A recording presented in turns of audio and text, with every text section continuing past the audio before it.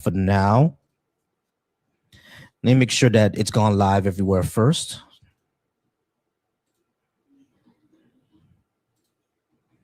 I'll make sure it's live everywhere. All right, cool. It's live there. It's live here. Yeah, it's live there.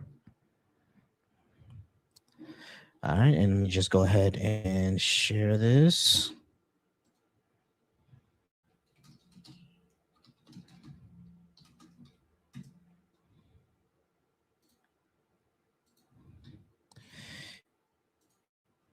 All right, here.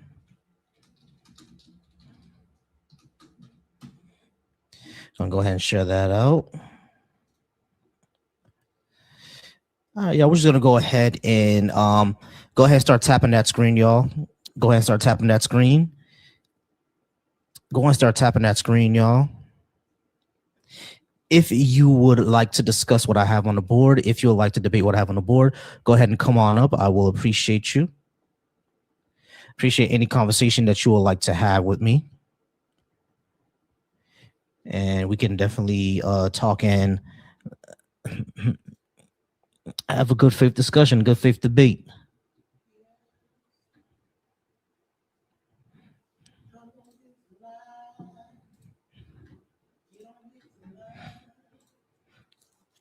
I'm all about having a good faith discussion.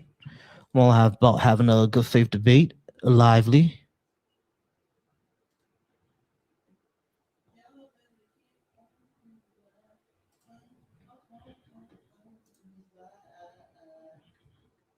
All right, y'all. We're about to go ahead and start the live over on Facebook and Twitch.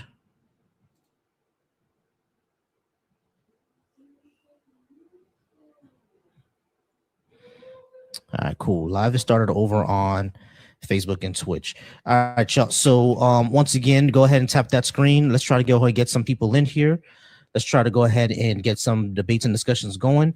If you agree with what if you disagree with what I have on the board, rather, then go ahead and come on up and we can have that conversation. We can have that discussion. I appreciate everyone who's here.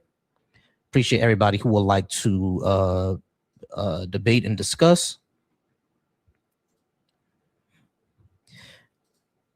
And the link is there for anyone who would like to discuss over on the YouTube. If you're over on YouTube, the link is there for you to have the discussion. If you are over on Facebook, I'm going to go ahead and put that link up right now. I'm going to put it up on the Twitch as well.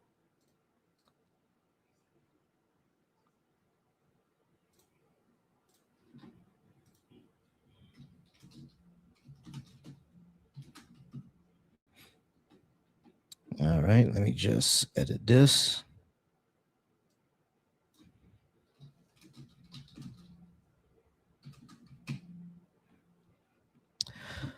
All right, cool. All right, y'all. So what happened today? Today I was over at the No Kings thing. It was pretty good. We got some good content out there. Met some cool folks over at the No Kings 3.0. No Kings 3.0 was pretty cool. Went out there, met some folks.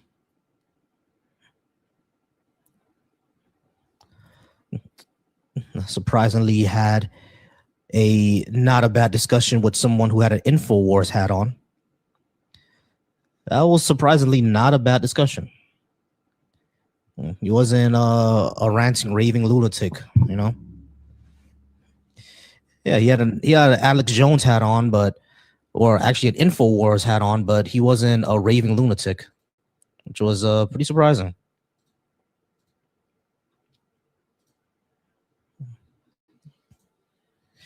All right, y'all. Hey, what's going on? Why Weed, bro? How's it going, Why Weed? All right, y'all. So we are currently here. We're currently waiting to see if anyone would like to join up. Y'all go ahead and start liking the live, y'all. Go ahead and start liking the live, start tapping that screen so we can go ahead and get some folks to come on up.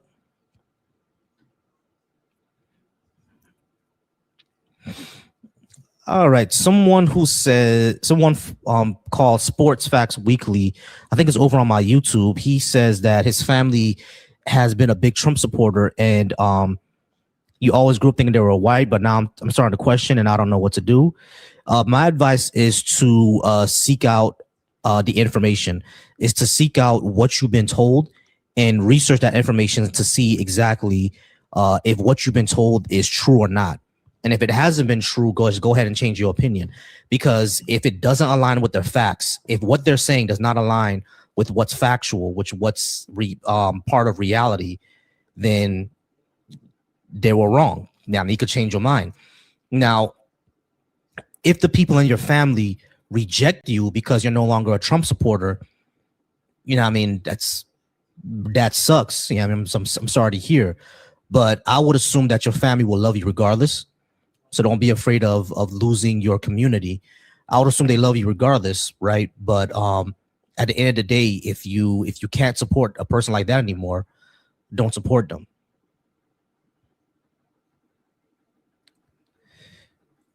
All right. And someone else asked, do Irish people deserve reparations from the British for slavery as well?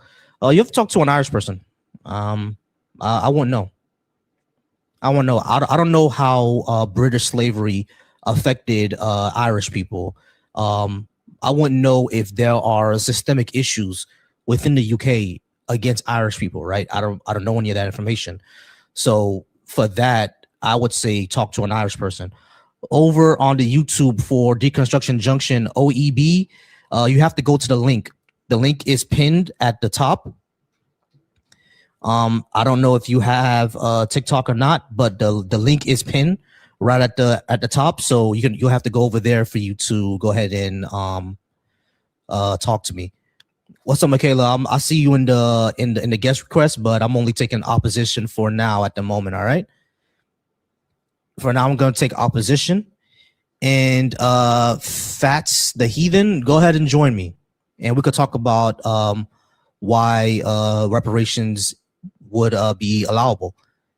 So Fats the Heathen, I went ahead and invited you up. Go ahead and come on up, and then we could talk about it.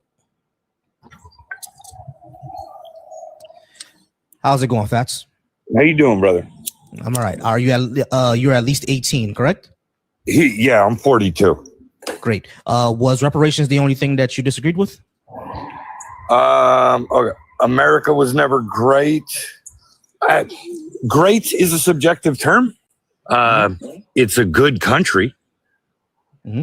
I don't understand why you wouldn't think so. Leftist policies are better for people. I disagree with that. Okay, cool. So let's go ahead and go down the line, because it seems you disagree with the first three. All right. The reason why I say America was never great is because I measure greatness not by economics or military might, but by your stated principles and your ability to live up to them and how you live up to them. Now, America does have good principles, in my opinion. Pro freedom, pro freedom of expression, meritocracy, etc., liberty and justice for all. Now, those are the stated principles, right? Has America built institutions around those principles that spread those to everybody and protect them for everybody? We've seen across American society that not only has it not, but even within the institutions that are supposed to do that, they deliberately do not do it, especially things like the criminal justice system and and our healthcare system. We see with both of those that they operate in a discriminatory fashion. So if you have stated principles of liberty and justice for all, but you do not build the institutions in order to spread that, and the institutions you do have actually go against it, then you cannot be great. It's not just about economic or military might to me. Well, I think that, obviously no country is perfect. I would not say that we are perfectly run at any point in history. You know, it's humans leading humans. There is error. I do think compared to the rest of the world, we are pretty equal in terms of in almost every metric. I mean, is there a country that's more equal than us? I don't think that exists. I think there are countries where we don't have medical apartheid. We don't have medical apartheid. We have, based on economics, sure. Based on race and gender, no. Yeah, we do. So you think that I get better medical care as a white man than Will Smith gets? Not more than Will Smith, but statistically. Exactly my point. Hold on, listen to what I'm saying to you. Statistically, on average, white patients do get better healthcare than black patients. You're treated better, and you're not said to be drug seeking as much as we are. That's statistically true. Well, that is true. I will give you that. Depending on the way you present as a white person. Even then, like there's been studies that control for social economics. Poor whites and poor blacks are put up against each other, and poor whites are still treated better. That could be true. I don't have a study in front of me to look at either way. I would probably assume that the differences are fairly marginal. I don't think it's a giant gap, I would assume.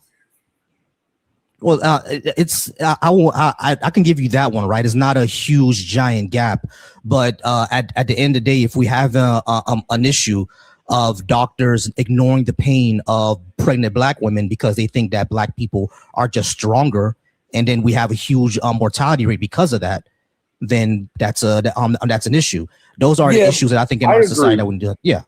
But you have to understand too that a lot of that is individual prejudice. It's not a state legislative thing. Like you can't stop people from having their own bad opinions. Mm-hmm. Like after all, like I said with the government, like all institutions are filled with human beings. Mm-hmm. So if a doctor is racist, he's going to act accordingly. Right. And if he's not, he's going to act accordingly. There's not much to do about that in any stance. Right. So the issue is not just the individuals, right? The issue is that when it's systemic, it doesn't have to be any type of legislative thing. It could just be enough people within the system acting a certain way, and then we see the outcomes of that. That's what systemic means. Well, I agree that it does affect it, but it is not. Okay, if you want to use that version of systemic, then I would agree with you, and that's unfortunate. But there isn't a way to combat that. I think there actually is. The fact that we know that that is there is a way to combat it. The fact that we can vigorously test the bias of these doctors to see exactly what's going on. Did they do everything that they can to treat this patient right? Did they automatically assume that just because the patient has a certain skin color, that they were assumed that they're drug seeking? Did they actually do their research into that? We can investigate doctors, right? We can. Well, and I assume that you should. And medical malpractice is a giant industry in America, as it is in almost every other country that allows it to happen. Like the countries that don't have medical malpractice are the ones that don't have laws to protect their patients. Like medical malpractice is a thing. Humans are involved in it. They make mistakes. They have prejudices. I do agree that is unfair and not a fucking cool thing to do. Right. But I don't think that speaks to America being bad just because that happens in it, because it happens everywhere. Right. But like medical malpractice will happen everywhere, but medical malpractice being targeted towards a certain race, that's not something that happens everywhere. Now, of course, we're a little bit more diverse. You think in other countries that they don't put their own people first? No, there's going to be bias. Of course, it's going to be bias. What I'm talking about is that's the same thing, right? Right. There's always going to be bias, but it's not really the same thing, right? That like if I go over to let's say Japan or something like that, right? I don't think that Japanese people would just assume just because of my skin color, if I go in there saying that I'm in pain, they're just going to assume that I'm trying to seek drugs. No, that's true. They probably wouldn't. Well, depending on what kind of propaganda they've observed during their life. Right, exactly. So that's the issue. As a black man, you might not have a problem, but as a Korean, you might. As a Korean, you might, exactly. Because they have issues with Koreans. So it's all about interconnection.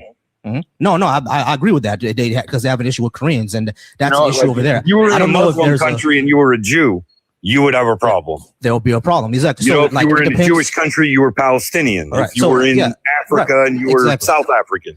Right. South Africa is actually still has a racist society. Like apartheid still exists over there. But when it comes to like stuff like that, right? That's what I'm talking about. Like when America has institutions that are systemically discriminatory, that's what I mean that it can't be great. Now, that doesn't mean that it's not great. Now, that doesn't mean we that have more laws We to try and protect against it than any other country. Do we enforce it? We attempt to. Most countries don't even bother with it. Yeah, I think Japan doesn't bother at all. But most when it comes countries don't. Most countries are homogenous societies, and if you're outside of that, you get what you get. And if you don't like it, it's tough shit. We're one of the only countries that tries our hardest. Well, I mean, we don't always hit the mark, but we try. Like, we have laws where, like, if you can prove they did some bullshit to you, and it's because you're a certain religion or color or whatever, like, you at least have some sort of legal action to try and get back. You can't always succeed, but at least you have the opportunity to try and prove yourself. Yeah, there are laws. That's progress. I don't disagree with that. That's progress, right? But if you stab me in the stomach and pull the knife out, sure, that's progress. But what actually is the healing factor? What is actually the reparative factor? Is actually sewing me up, making sure that my organs aren't falling out of my stomach. That's what we need to do. So far in America, the laws that we have up is just pulling out the knife. We haven't done anything else. That's not true, though, because people do lose their medical license and they lose their livelihood based on proven cases where they have, like, broken the Hippocratic Oath due to prejudice. True. Yeah, that does happen. But again, that's pulling the knife out. No, that's sewing it up. That's making sure it doesn't happen to somebody else. That's actually trying to combat the issue. These issues are humankind. They cannot be taken out. All you can do is try and mitigate and then repair the damage as best you can. But we still see the outcomes that we see. So there's obviously still a problem here. It's not just human. There will always be a problem. Issue. I don't think there will always be a problem, because if there's so many, if the healthcare and criminal justice system are still putting out discriminatory outcomes, then the system itself has an issue. I agree with you, but you're not, like, what do we do then? What's the answer? The answer, in my opinion, is massive education and reforming the entire system, because our system was already built on racism. So we need to build it back from the ground up. Our system wasn't based on racism. Racism wasn't a thing when it was built. How do you think OBGYN became a thing?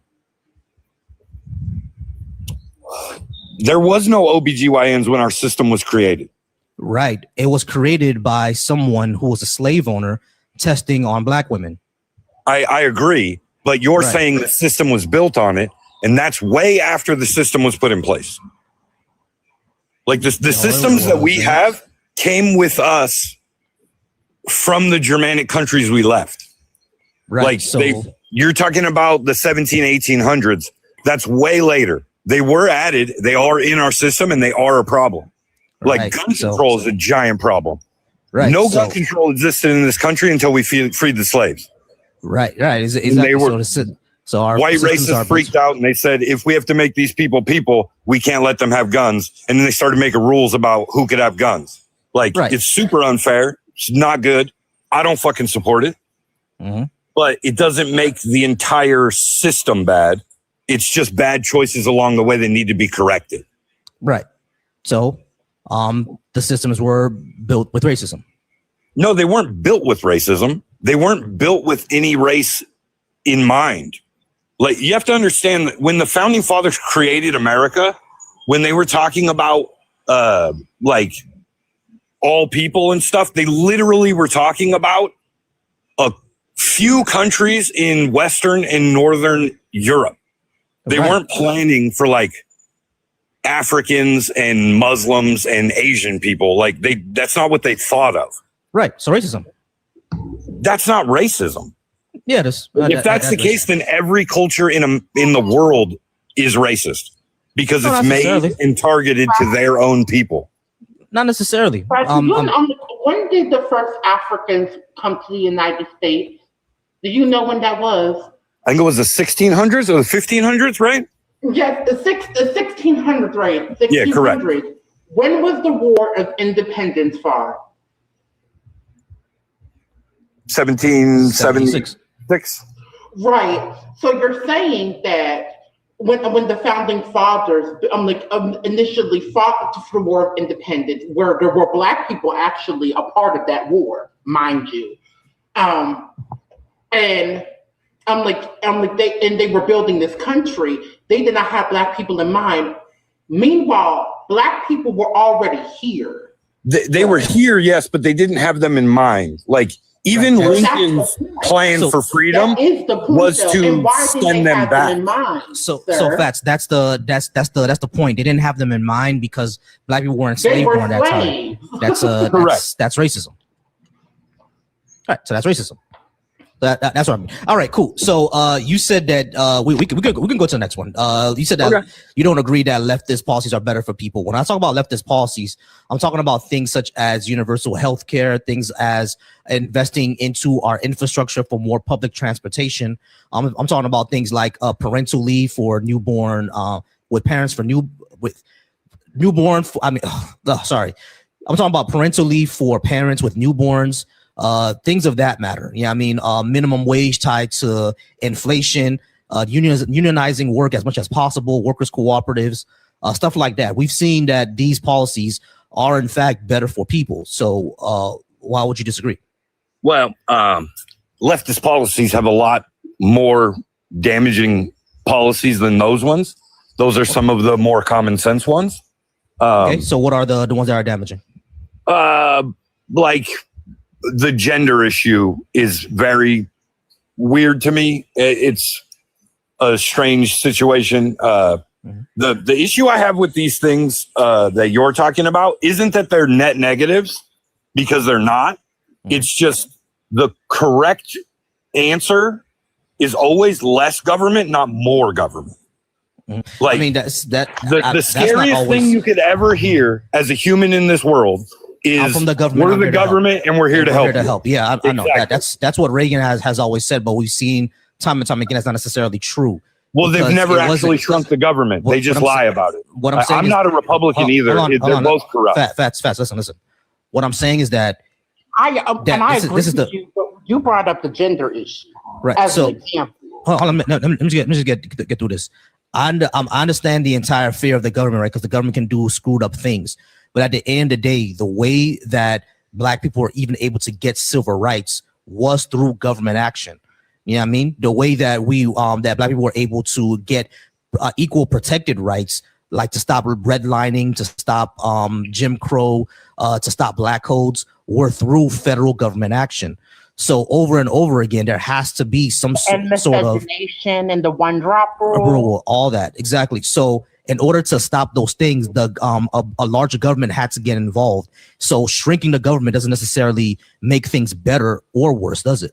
Sometimes shrinking the government makes things worse. I disagree. I think it makes it better. Less taxation, more freedom. I do think equality in this country, if we're going to be a multicultural society, which is what we've designed ourselves recently to become, it needs to be equal if that's the way we're going to do it. But it should be free. And how do you protect that? But that's the point. How do you protect the equal rights of people in this country who have been historically disenfranchised if the government cannot intervene to enforce those rights to be protected, though?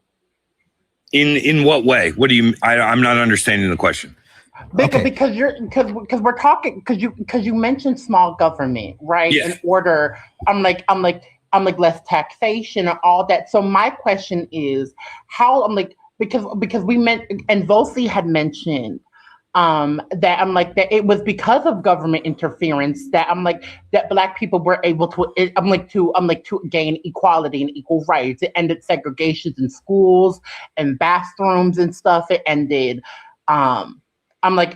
Black codes, redlining, Jim Crow, the one drop rule as a legal racial classification in the United States, and the list goes on. So I asked the question, if with less government interference, how do we make sure that that people who have been historically disenfranchised in this country, i.e. Black people, have equal protections under the law if the government cannot enforce those those rights to be enforce equality, right? The answer is with less regulation, there would be a higher number of Black-owned businesses.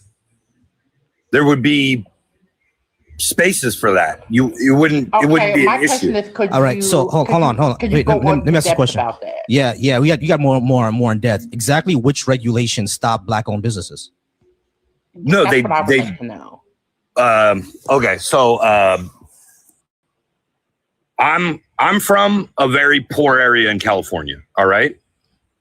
Most of the people I know of all colors have side hustles that they want to be their legitimate business, not be a wage slave, to the big corporations. Okay. But they can't do that because the California business regulations cost so much money to even get a permit that they cannot scrape the money together, and the banks won't give them a loan. Without those regulations, could you actually name the bill that you're referring to, so we can look it up? Bossy, would you be able to put it up on the big screen? It's just the price of the business licenses. Right. So of course, I understand can I ask that. What the price of the business licenses are? I'd have to Google it off the top of my head. It's not a problem. Like I get the entire thing with the business licenses, right? But at the end of the day, there's a reason why these licenses exist. Like you don't want just anyone starting a business. Why? Because some people are scammers. Some people and then people will know, and their businesses will go under. The market always self-correct. That doesn't always happen. That's not always true. And no, it doesn't happen now because we don't have a free market anymore. And we know that's not true because look who's president. If there was a free market, an actual free market, not corporate cronyism, a real free market. We have free market. A free market free markets always. What's a market is not? How's the market not free? If you need a $10,000 business license to start a barber shop, that's not a free market. You don't need $10,000 to start a barbershop. Well, whatever it is, $5,000. It's expensive. Right. Of course, like starting certain businesses are going to be expensive to get off the ground. Yeah, we all there's know no that. Reason. You should be able to cut hair in your backyard if you wanted to. People do that. No, legally. I was about to say that's actually very common in Black culture. I know that for Black men and boys to get. And in California, it's not legal. In their backyard. Yeah, it's not legal in Florida either. People do it anyway. Even as a Black, we do lots of stuff that's not legal. My point is, if it's illegal, it's not a free market. No, it's still a free market. Like laws don't make it not a free market. You have to have laws. You have to have the regulation. Because people doing things willy-nilly is always going to lead to fuck-ups. Like, for example, you know that there was a time where like lakes and rivers were on fire because there was no regulation on where a corporation can dump their waste. I'm not talking about environmental regulation. I'm talking about business regulation. That's a business regulation.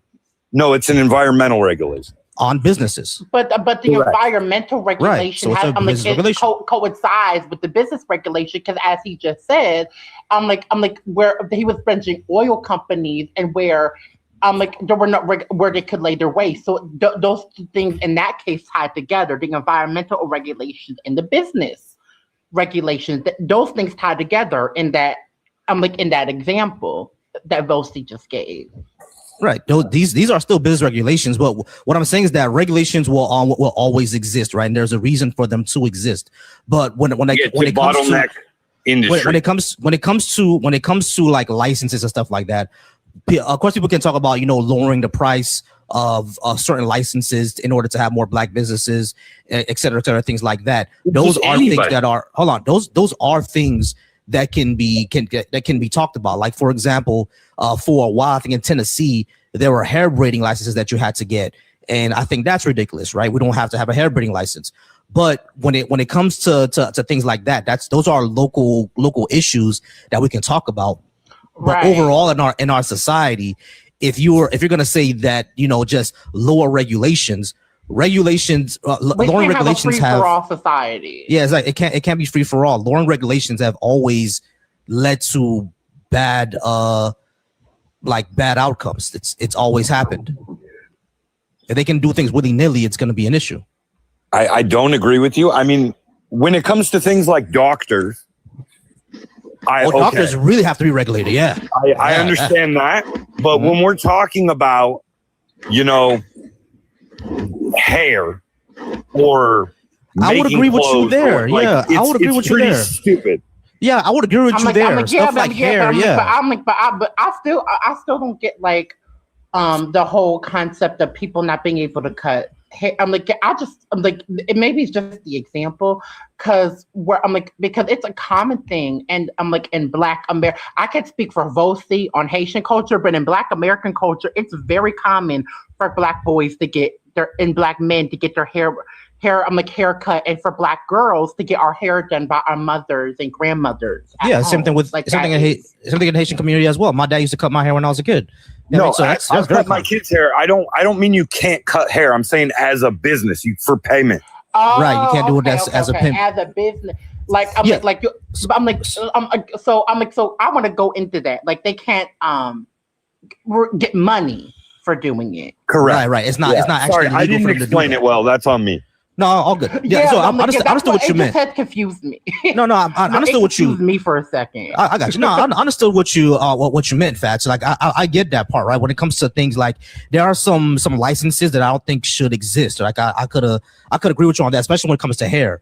That those type of licenses shouldn't. Yeah, really exist. I think what we're disagreeing on is that no regulation should exist at all. But we do agree that some licenses are just ridiculous. They don't need to exist. The idea that you need, first of all, I actually did not know in Tennessee you needed a license to braid hair. That's I stupid. can understand I can understand the color and to use chemicals like relaxers and perms and maybe heat products, because you want to maintain the health of the hair and stuff, so you want to know how to get through the hair. But in that context, in a free market, you mess up 5 ladies' hair, nobody's going to you anymore. Well, here's also the thing, because I actually attempted to go to beauty school. I'm going to be going back to beauty school soon. To be fair, they really do not go in depth in beauty school, how to even take care of Black hair anyway. It's very focused on white women's hair, which is that's why that's why people have specific, barbers and salons and for that. Yeah. Mm-hmm. Hey, Des, go ahead and come back up, Des. I'm not sure what happened. What happened to Des? Des was here for a second. I was gonna get to you, Des, in a second, but I'm not sure he came back up. All right, when I used to relax my hair, I made the mistake one time of letting a white girl do my relaxer. I'll never do that shit again. Never do it again. That's why when I was living in Texas, my dad took me to Supercuts. He said he's never taking me there again. But when it's that's the one time that's the one time I fucked up for doing it cheap. But and she begged me to do it. She's like, I know what I'm doing. I'm like, girl. Didn't even.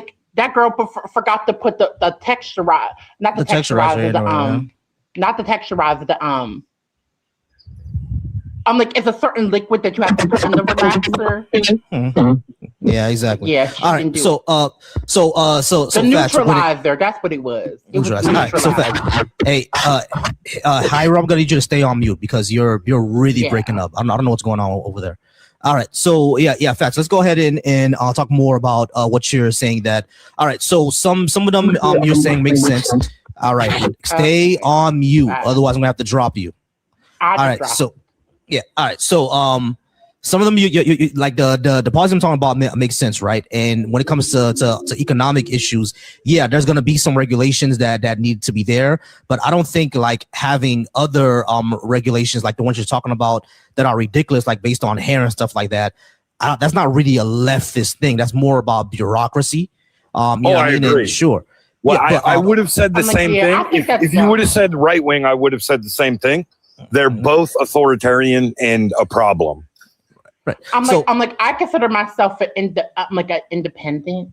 I have some leftist and I guess some conservative things.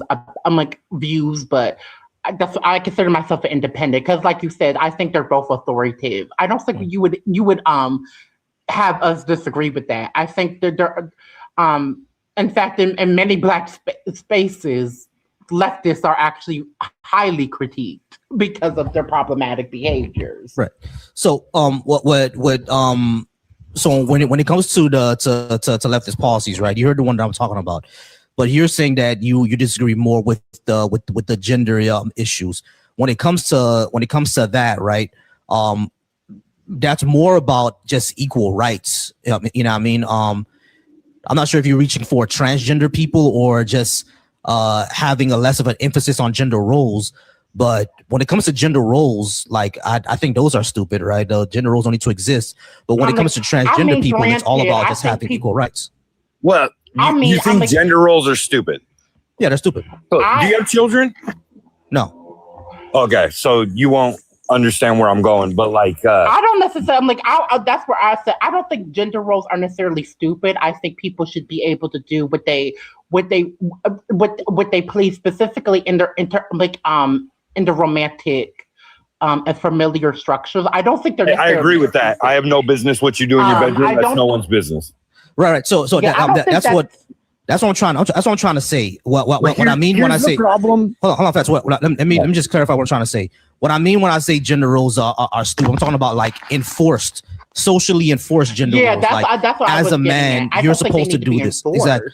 As a man, you're supposed to do this. As a woman, you're supposed to do that. I think that's dumb. Like, do whatever you want. Agree. As long as you're not hurting anybody. I'm like yes, but I don't think that necessarily. I think that gender roles can be a utility. I don't think they're necessarily I think they're problematic when they're enforced and that people people don't have a choice in the matter. But I do see a utility in gender roles to a certain extent. Like, right. I'm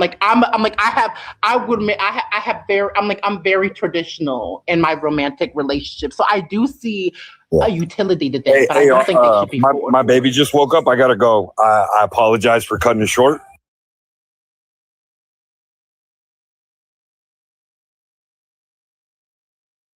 Yeah.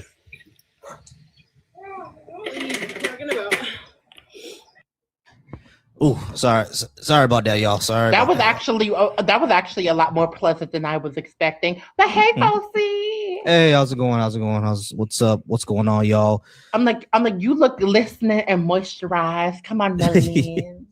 Yeah. I was just out today. I went to No Kings 3, which was not bad. What's No Kings 3? Is that like a Florida thing? No, the protest that were happening today. Oh, I forgot. Okay, I'm like, I didn't get I said No King. That went over my head. That's my. Yeah, the Florida accent came through with the Kangs, not the Kings, the Kangs. I'm like, oh no. When it comes to misogynistic black men, I definitely love to call them Kangs. Okay, I'm like, I emphasize that Z, honey. Emphasize Z, yeah. I'm like, niggas like to be like they was kangs, but they ain't got no kingdom, and trying to subjugate that. Child, that's a whole other conversation. It's a whole other conversation, yeah. All right, guys, go ahead and keep tapping that screen, y'all. Keep tapping that screen. We're gonna try to get some more folks up here. We're gonna try to have this discussion. If you're watching over on who's the YouTube, vote for you. Yeah, if you're talk about the other guy. Yeah, probably. If you're watching over on the YouTubes, the link to join right there is pinned. Make sure to drop those likes, y'all. If you're watching over on the YouTube, also if you're watching over on Twitch and Facebook, the link to join is right there, is pinned as well. So go ahead and join me if you'd like to join and have the discussion. But yeah, No Kings 3 was pretty good. Now, one thing that we spoke about that another brother that I was there with spoke about, he was like, we gotta do more than just stand around and do political Comic-Con. Yeah, I mean, we have to make sure that we're actually organized, especially for black folks. We got to shore up our defenses. Yeah, I mean, because like we just can't. He was only there because his organization asked him to be out there, so he had to be out there. But he says like, man, if it wasn't for that, I'll be out doing something with somebody else. We have to talk about mutual aid. You know what I mean? Which is what they was doing. There were people out there canvassing. There were people out there doing mutual aid, political education. You know what I mean? And of course, there were MAGA people out there we even spoke to those folks. I spoke to someone in a InfoWars hat, and that was actually a pleasant conversation. I mean, it surprised me. And what an InfoWar hat? No, Alex Jones. That crazy man. Child. Mm-hmm. And it was actually a pleasant conversation. I was really surprised. I was like, oh, snap. I'm like, you know what shocked me to this day? I have a homegirl. She used to talk to this dude. Anyway, it didn't end up working out. But I'm like, but it was a pleasant he ended up being Black MAGA. And I'm like, oh, child. But yeah, so sometimes that happens. There's blagger out there. I'm like, I still can't wrap my head around that, but it is a thing. Yeah, blagger is a thing. To be fair, it's not that hard to wrap your head around sometimes. Because I said this to a girlfriend of mine. Go to any hood, and I'm like in America, and I'm like and ask black men ask the black men in a black barbershop what they think about feminism and equality, and watch how they turn. And I'm like into far right conservatives right before your eyes, honey. It ain't that hard. It's not. And the thing is, what's so crazy about it is that people from the hood are in such a unique position, right? Because they can be radicalized very, very easy in either way. Because folks in the hood, we grew up seeing the effects of conservative economic policies. You grew up seeing those effects. I grew up in the hood in urban areas, so I know personally. Right. So we all see those effects, but at the end of the day, the social ideas are very, very conservative. User, how's it going? Can I get your name? That's the thing for a lot of black people. It is. All right. So user, can I get your name, age, and did you disagree with something I had on the board? Yeah. My name is John first. My second, 28. And you saying like America was never great, but I see like a Haitian flag on your shit. Mm-hmm. What do you mean by that, bro? Like you move out of Haiti to move to like a country that you think is shit? Like what's up with that, bro? My parents moved here for better economic opportunity because Haiti at that time was in crisis under the Duvalier regime. If it wasn't for that, they probably would have stayed in Haiti. But because my dad was opposition party, so he didn't want to get killed, so he had to leave. But the second thing that I would say when it comes to America, right? The way that I judge a country, or at least America, I judge it by its own standards. It has pro-social and pro-democratic principles such as freedom, liberty, and justice for all, meritocracy, things like that, right? Those are pro-social, those are pro-democratic. Does it build institutions around that protects it for all of its citizens, especially its most marginalized? We've seen over and over again that not only does it not do that, but it actually, the institutions that it does build actually enforce discrimination towards its most marginalized citizens. So because of that reason, I do not call it great. Why would you call it great?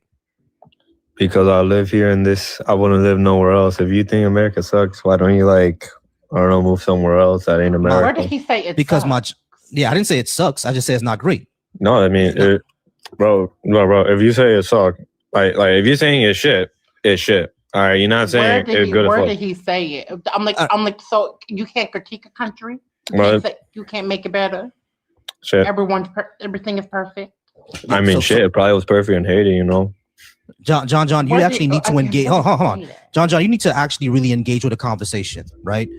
If I didn't say America is complete shit. Now there are parts of America that are complete shit. I think our welfare system is shit. I think the way that we run economics is shit. I think the way that we still discriminate against people is shit, right? But that doesn't mean that we can't do better. We've seen ourselves do better. I'm not saying that America doesn't have that potential. I'm not saying that American people should be terrible people. We can necessarily do better, right?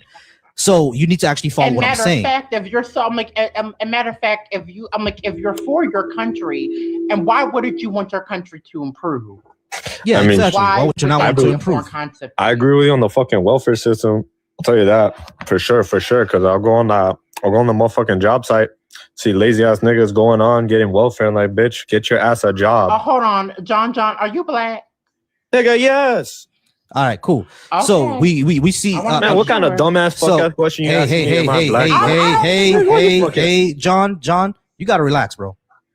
All right. So the second thing that I was gonna say that we do know that there are a bunch of lazy motherfuckers out there, right? that doesn't necessarily mean that that it's all the fault of the welfare system. That's not how that works. No, pretty much. I used to work. I used to work in the welfare system. It's actually not that easy to get. There are people who scam the system. Definitely people who scam the system, but it's not just willy nilly everybody scamming the shit. That's not how it works. But the second thing that I would say is that if we're going to go ahead and judge a country by its stated principles, and if it lived up to it, what is the issue there, right? Because you can make a lot of money here in America. That doesn't mean that all of a sudden the criminal justice system is fine, or the medical system is fine, or our real estate system is fine. All of that is still discriminatory. So how are those great things if those systems are still discriminatory? If they're discriminatory, I don't really know. Like, I don't really know how they're discriminatory. I've been fine when I live in America. I've been here my whole fucking life. My granddad lived here. My grandpappy lived here. The motherfuckers were actually the original black motherfuckers that were out in the field, and we're doing fine now. So John. So were mine. So John, but we're doing fine now. Hold on, John, slow down. All right, so John, your father was here, your grandfather's was here all the way back to when your peoples was enslaved. So during slavery, was America great then? No, but they ain't doing bad now. So hold on. So after slavery, we had black codes. Was America great then? No, but it's doing better now. John, you need to actually follow my dialogue tree. Slow down. So America wasn't great during slavery. America wasn't great during black codes. After that, it was Jim Crow and redlining. America wasn't great then, right? All right. So redlining ended around redline officially ended on paper around 1975. So from 1975 to 2025, that's about 40 years. You're saying that America has been great for 40 years? I mean, shit, it's been improving. It's been doing better. I don't disagree that it's been improving, but when I say that it's never been great, we have to look at the 40 years of what's happened. On paper, redlining is illegal, but does redlining still happen? Shit, I don't know. You tell me, bro. You tell me. It does. According to the research that we have, if you're a black person, you're more likely to get denied a mortgage. You're more likely to get pushed towards lower quality housing, even if you have the same income and the same credit and the same debt to income ratio as a white person. I mean, low key though. Hold on, John. Right. So hold on, John. If we have a system that discriminates someone just based on their skin color, is that a great system? Nah, but low key, I understand, bro. Living in the fucking ghetto, this shit fucking ass. Discrimination. Hold on, wait. I lived in the ghetto. I don't want to live around other black motherfuckers. Hold on. So John. I'm starting to really doubt if you're black or not. But yes, John, I really. Okay, so turn your camera on for me. I ain't turning my fucking camera. Yeah, I don't believe you're black then. So when it comes to living around ghetto people, because I ain't about to let a non-black person in my face be saying nigga. And saying racist stereotype about black people in the hood, and no, bye. Yeah, well, we're not. If you can't turn your camera on, it's because you ain't black, and if you turn on your camera, we gonna see you not black. Mm-hmm. Yeah, that's definitely a Caucasian. All right, so Nicholas, and that's I'm like he's talking about nigga. Yes, like what you talk about. I'm like getting aggressive with me. You see how he got aggressive with me because I asked if he was black or not, saying nigga. Mm-hmm. He got real aggressive, but notice he didn't get aggressive with you once. We know what that is. That's it's misogyny. Misogyny. Misogyny, always. All right, y'all. Go ahead and keep tapping that screen. Keep tapping that screen. I appreciate everybody being here. Hey, McKelly, can you go ahead and mute or block Chud Maxer right there? I know what that N means. Okay. We all know what that means. Yeah, we all know what that N means. So go ahead. Actually, I don't. Could you educate me? That's basically a silent word of silent way of saying the N word. So whenever they put in, that's what that means. Yeah. Yeah. Whenever you say whenever they just put a whole bunch of N or N's, that's what that means. I figured that out a long time ago. All right, y'all. So go ahead and keep tapping that screen. Let's try to go ahead and get some more people in here. If you go ahead and click on that link, you can join me over on TikTok and we can have that discussion, have the debate. I'll be on here for the next hour. Yeah. I'll be on it for the next hour, y'all. So I'm going to have the call-in line probably tomorrow. I'm trying to have the call-in line. I'm trying to have the call-in line for tomorrow. They can hear us on TikTok soon. Hopefully tomorrow then. Yeah, I'm trying to figure that out. I'm gonna try to figure that out tonight because I do have a way to connect the phone to my computer and everything like that. So that's what I'm trying to figure out. I do have the sound machine, so if I can figure that out tonight, then we'll be cool. All right. So once again, what's his name? Nicholas over on the Black Atheist Coalition YouTube. It's I linked. Still have not been able to get access to the Black Atheist Coalition YouTube. Yeah, I'm gonna send you the email again. But Nicholas over on the Black Atheist Coalition YouTube, you're putting in multiple comments. I don't know why. I already told you that the link is pinned, is right there.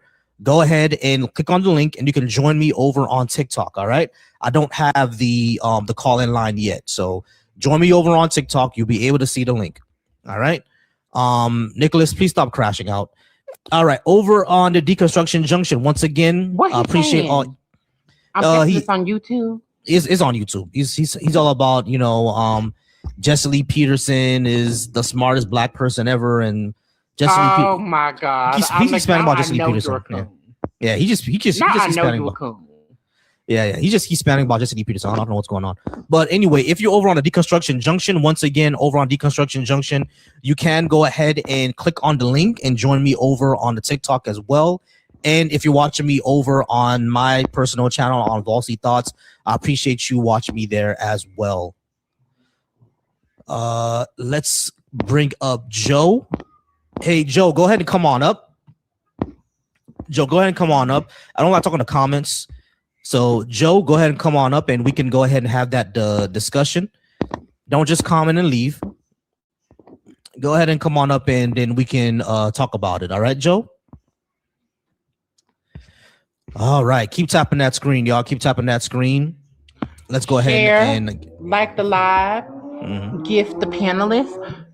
I'm like, Rich, do you not know the difference between race? Well, in this case, it's not even race; it's ethnicity versus nationality. Yeah, Rich, I am Haitian. He's ethnically Haitian? Yes.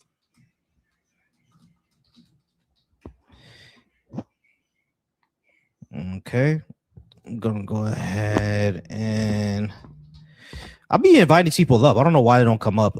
Go ahead and invite Rich. And invite Joe Boy. I hope one day they have the Black American Heritage flag like as an emoji, so I could put that in my bio. All right, Joe, go ahead and come on up so we can discuss. And Rich, you can go ahead and come on up as well so we can discuss that. Rich, how's it going? What's good? I'm all right. Do you at least 18? Yeah. Yes, I am Haitian. And did you have any other questions for me? Yeah, I just wondering why you are talking about reparations as a Haitian. It has nothing to do with you.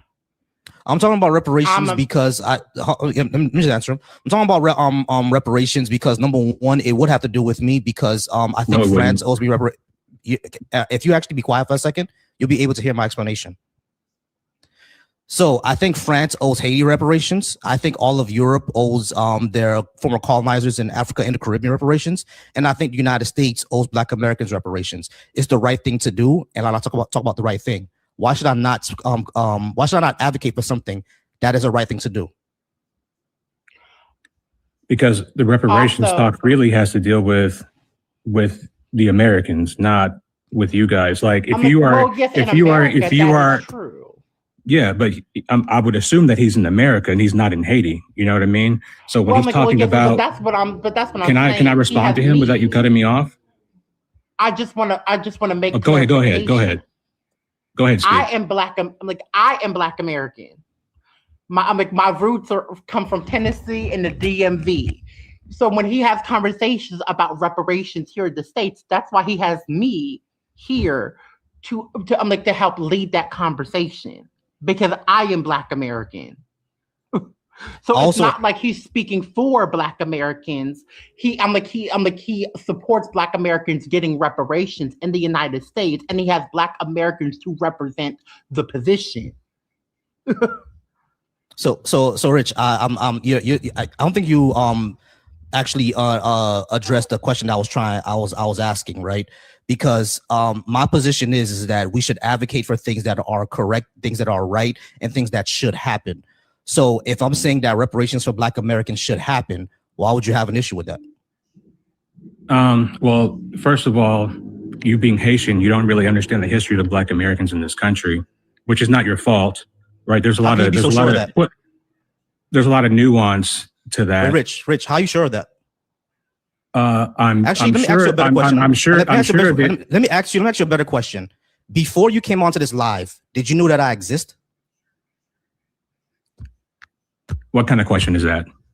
What kind of question is that? It's a yes or no. It's a yes or a no.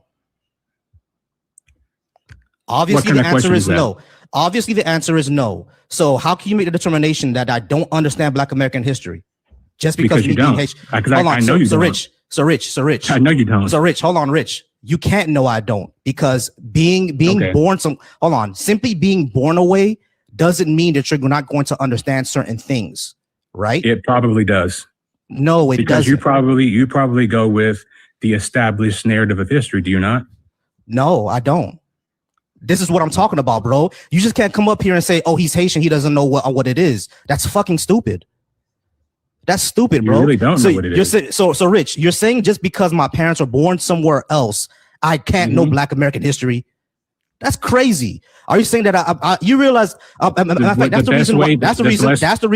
the reason why I asked you before you came on this live. Did you know who I was? You didn't know my existence. Did you know I graduated from an HBCU? You didn't. Congratulations. So of course, me graduating from HBCU, I'm gonna have more insight on Black American history because my degree HBCUs are compromised. My degree actually had me necessarily take classes on Black American history. African American studies. It's actually a requirement at HBCUs. You took African American studies at an HBCU. Yes, I had to take classes on it. African American studies, African American history, African American history 101, African American history 102. It's exactly how I know you don't know. What I don't know. Tell me what I don't know. American studies. Tell me what I don't know. We don't actually reparations shouldn't be the play. We should be getting royalties for all of the commodities that are being taken off our land and sold to other countries. So reparations that's not reparations. Yeah, reparations, it is. Reparations would be a one-time thing. I want control of my land back. Reparations. So Rich, did you know that I support? Did you know that I did? So Rich, I'm not confusing what you're saying. Yes, you are. I support land as a part of reparations. And I've said that multiple times. Again, you did not know me. You did not know that I existed before this live. So you're making stupid assumptions. Why not actually ask me first instead of just assuming shit? You realize that that's what I'm going to ask you again. Simply me being Haitian does not mean that I'm going to think a certain way. That's stupid. I will say this. There are a lot. Personally. So Rich, stop. Once again, Rich. Once again, stop. Once again. Don't tell me to stop. Shut up. Let me respond. This is my live. This is my live. Shut up. This is why you. So this is my live. Shut up. So this is my live. Shut the fuck up. So I support having land as a way of reparations, and I've said so on several lives, several times. So you coming up here saying that, oh, you don't know about reparations because we should be getting land, something that I've repeatedly said on this live, something that Michaela will tell you that I've repeatedly said on this live, several lives. So you assuming that I wouldn't know about that is kind of crazy. And I even reaffirmed that fact that when you brought that up, because Black Americans were actually promised land, 40 acres and a mule. It's not about 40 acres and a mule. This is why you guys don't know. This is why I keep telling you guys don't know. It's not about 40 acres and a mule. How are you going to talk about 40? Let me explain to you how you don't know. Black Americans are the only people in the world with heirs property. We're the only people in this entire world that have heirs property in this country. We're the only ones. Heirs property? See, you don't know.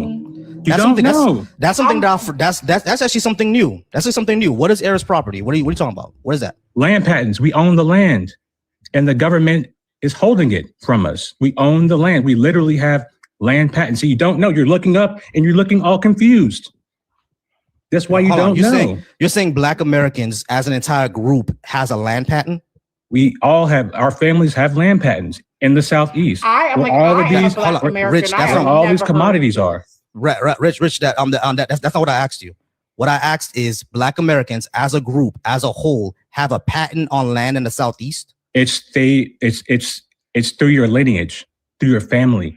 These families have land patents. My family has land patents. Rich. I'm a Black American. I have never heard of that. Right. So pause. Because you took African American studies. Pause real quick. Rich, pause real quick. Y'all pause real quick. Pause real quick. Rich, what you're talking about is something that families own, right? Talking about families own. Because right. I know about that. Of course, there are families who own land in America. No one denies that, right? So what I'm talking about is Black Americans as a whole. That's why I asked you, do Black Americans as a whole have patents in the South? You just said it's for families. Of course, it's for families. Yeah, of course, certain families have land patents. Never denied that. Of course, there are certain families that they had land. Hold on, Rich. Hold on. Wait. Stop. Everybody stop. Because you said Black Americans have land patents. That's why I needed you to clarify. I need you to clarify as a whole, do Black Americans have a patent on the land? You said no. You said, hold on. You said the whole, listen, that's what I'm talking about. All 45 million. You said it's for certain lineages, certain families. Of course that happened, right? We all know that during, Jim Crow eras, before that, even now, that white people will steal land from Black Americans. A part of reparations is to give that back to them. So it's not that I don't know about it, bro. You just explained it wrong. I didn't explain anything wrong. Yeah, you did. You said you're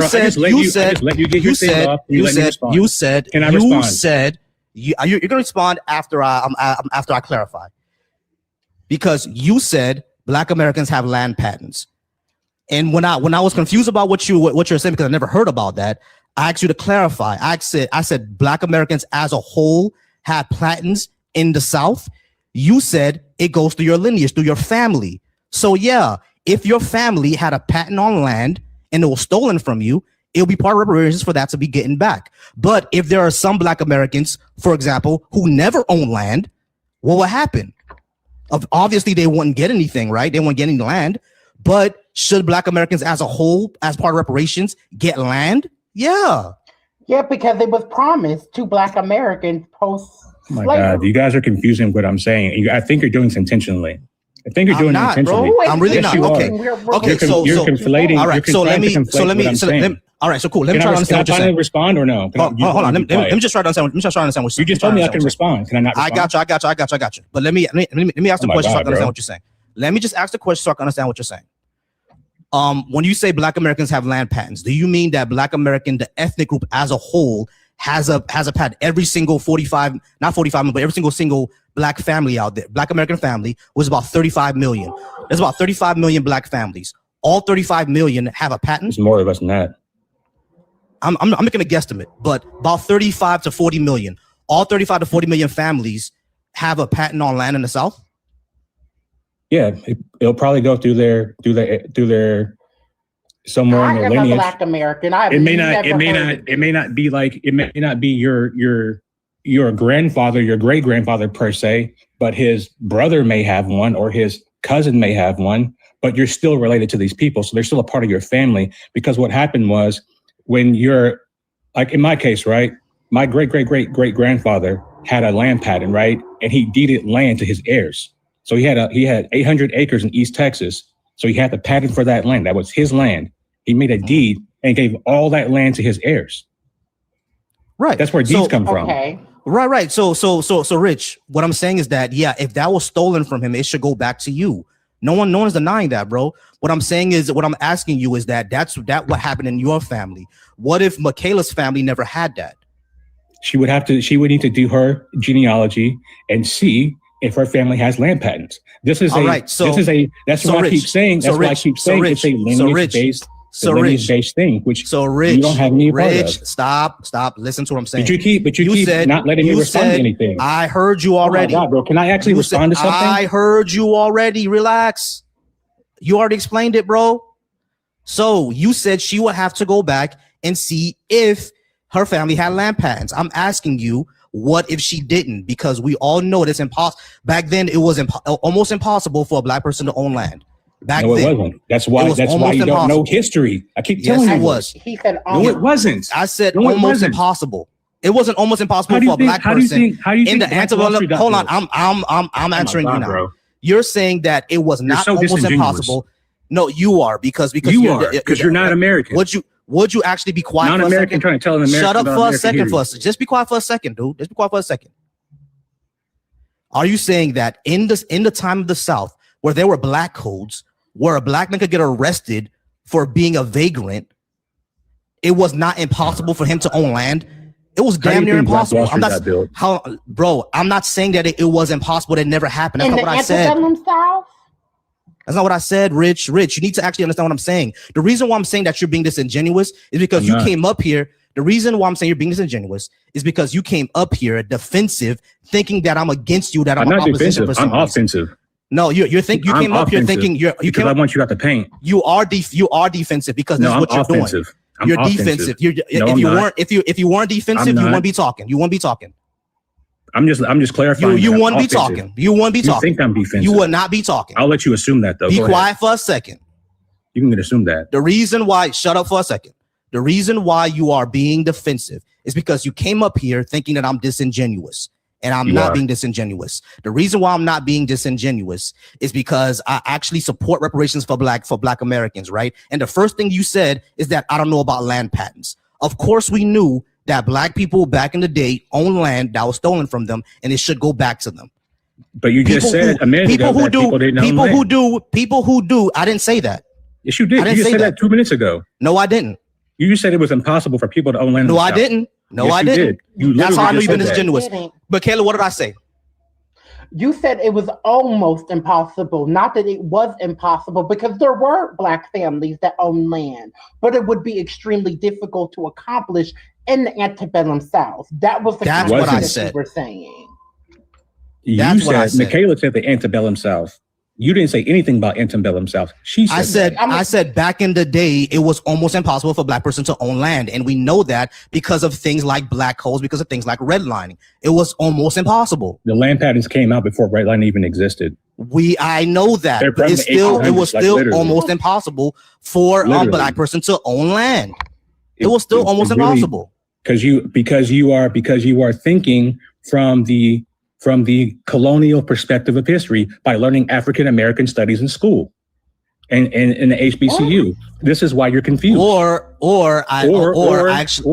we just actually look up this history and we know that it was damn near impossible. You haven't looked up the history because if you look at history, you know about land patents. That's how I know you don't look up no history. I know that black people own land in the South, bro. We know. Like you didn't know about land patents. You didn't know about land because you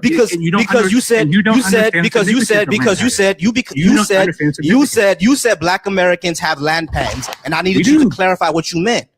You said I needed to clarify what you meant. Yes, some black American families do have land patents. I never denied that. Bro, there are black American families. There are black American families who have land patents. I never denied that. But you said black Americans as a whole did. You said black Americans as a whole did. It may not be in your direct family, but somebody in your family tree has a land patent somewhere, bro. Well, not you. No, that's cap. That's cap. That's not cap. It's not that. You want me to show you a land patent? Yeah, it is. You want me to pull up a land patent? I know you have one. I know you have one. I could pull up any. Rich. I know you have. Stop. Hold on. Pause.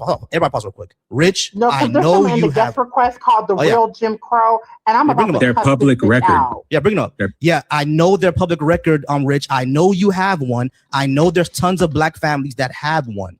I'm talking about black Americans as a whole. Does every single black American have a patent for land in their family? Yes. Somewhere in their family, yes. There's a land patent. How do we actually prove that? I've never heard this in genealogy. My family history. Now, that may be true. It may exist in my family genealogy, but I've never heard of it. This is the first time I'm hearing. Well, you have to research and not look at African American studies. That's all I'm telling you. And that's why I'm telling you this guy doesn't know what he's talking about. Cool. We can look that up. I'm telling this, but I've never heard it from the elders in my family neither. I'm not saying that no, because even Volsey said there's not no black Americans that own land patents. I'm like, but you guys don't want to do. You guys don't want to do. You guys don't want to do your genealogy though. So Rich, once again, I never said that there were no black people who own land, bro. I never said that. That's not what I said. I said it was extremely difficult. Yes, it was. You're saying. Have you ever heard of your family? Have you ever heard the stories of your family going through Jim Crow? Rich, you're saying that in a society where you could get hung for bumping into a white person, it was still extremely easy for a black person to own land. We had militia districts. In those days, we literally had our own militia districts. So what are you talking about? Again, you are literally looking at this. So you are literally looking at this from I know perspective. I know self-defense. You didn't answer my question. I know that people. No, you didn't. I know that people. We have militia districts. I know that. I know that's not what I am asking you. Hold on. I got a lot of. Go ahead. Hold on. Actually, Jeff. Jeff had something. Jeff, I'm gonna let you go in a second. Go ahead. Right. So, Rich, you're not actually addressing what I'm actually saying. You think you are, but you're not. I didn't ask if there were. I didn't ask if there were self-defense organizations for black people. We know that. I'm asking what my question was. In a society, I know who the Deacons of Defense are. I know who the Black Panthers were. I know who the militias were back then. We all know that. What I'm asking you is in a society where a person and when in a society it's pre-World War II. In a society, shut up, bro. You gotta be quiet for a second. In a society where a black person can bump into a white person and get hung for that, you're saying in that society where their rights weren't protected, it was still extremely easy for them to own land. Why do you think the white folks were attacking us? They were attacking us for the land. They weren't going. I don't deny that, Rich. I don't deny that. Yes, there are black people who own land that got attacked for it. I didn't deny that. What I'm trying to ask you is my question was for black Americans as a whole, do they all own land patents? You said yes, somewhere in their family. Our 43 million black Americans in this country. I'm telling you, I have never heard this from any of the elders in my family, not my grandmother, not my great auntie. I have elders in my family who are nearly 100 years old, and I have never heard that in all of my 28 years. Because you never asked them. I did though. I'm like, my family history. When I've asked them questions about my family history, they have told me. My grandmother has told me about her living. Your name is the real Jim Crow. Shut the fuck up. No such thing as a black American. Hey, real Jim Crow, shut up for a second. Shut up for a second. There's a conversation for black people. Hey, Jeff, can you tell me what you? All right, so fuck you and fuck you. Yeah. All right, fuck sour cream citizens. Okay, sour cream citizen. Jeff, what you were saying? I'm like, and black Americans is a real thing because you brought my ancestors here. So, and we went through ethnogenesis on this land. So fuck you. Right. He was just telling us he got a little peen. That's cool. Look, if we look at how many freed of our people there were right around Reconstruction, if I stretch the estimate of land patents that went to black people, I couldn't even get to 1% of us having land patents. That's if I stretch the estimates. If you can produce, listen, Rich, if you could produce any historian that has a number higher than 20,000, I'd love to see it. It just doesn't exist. So would I. I have never heard it. Because I can tell you, I have talked to the elders in my family. Oh, cool. No, what state are you from? During Jim Crow. Look, this is easy. That laugh tells me you have that information. You have that sourcing, right? Oh, I'm just gonna pull up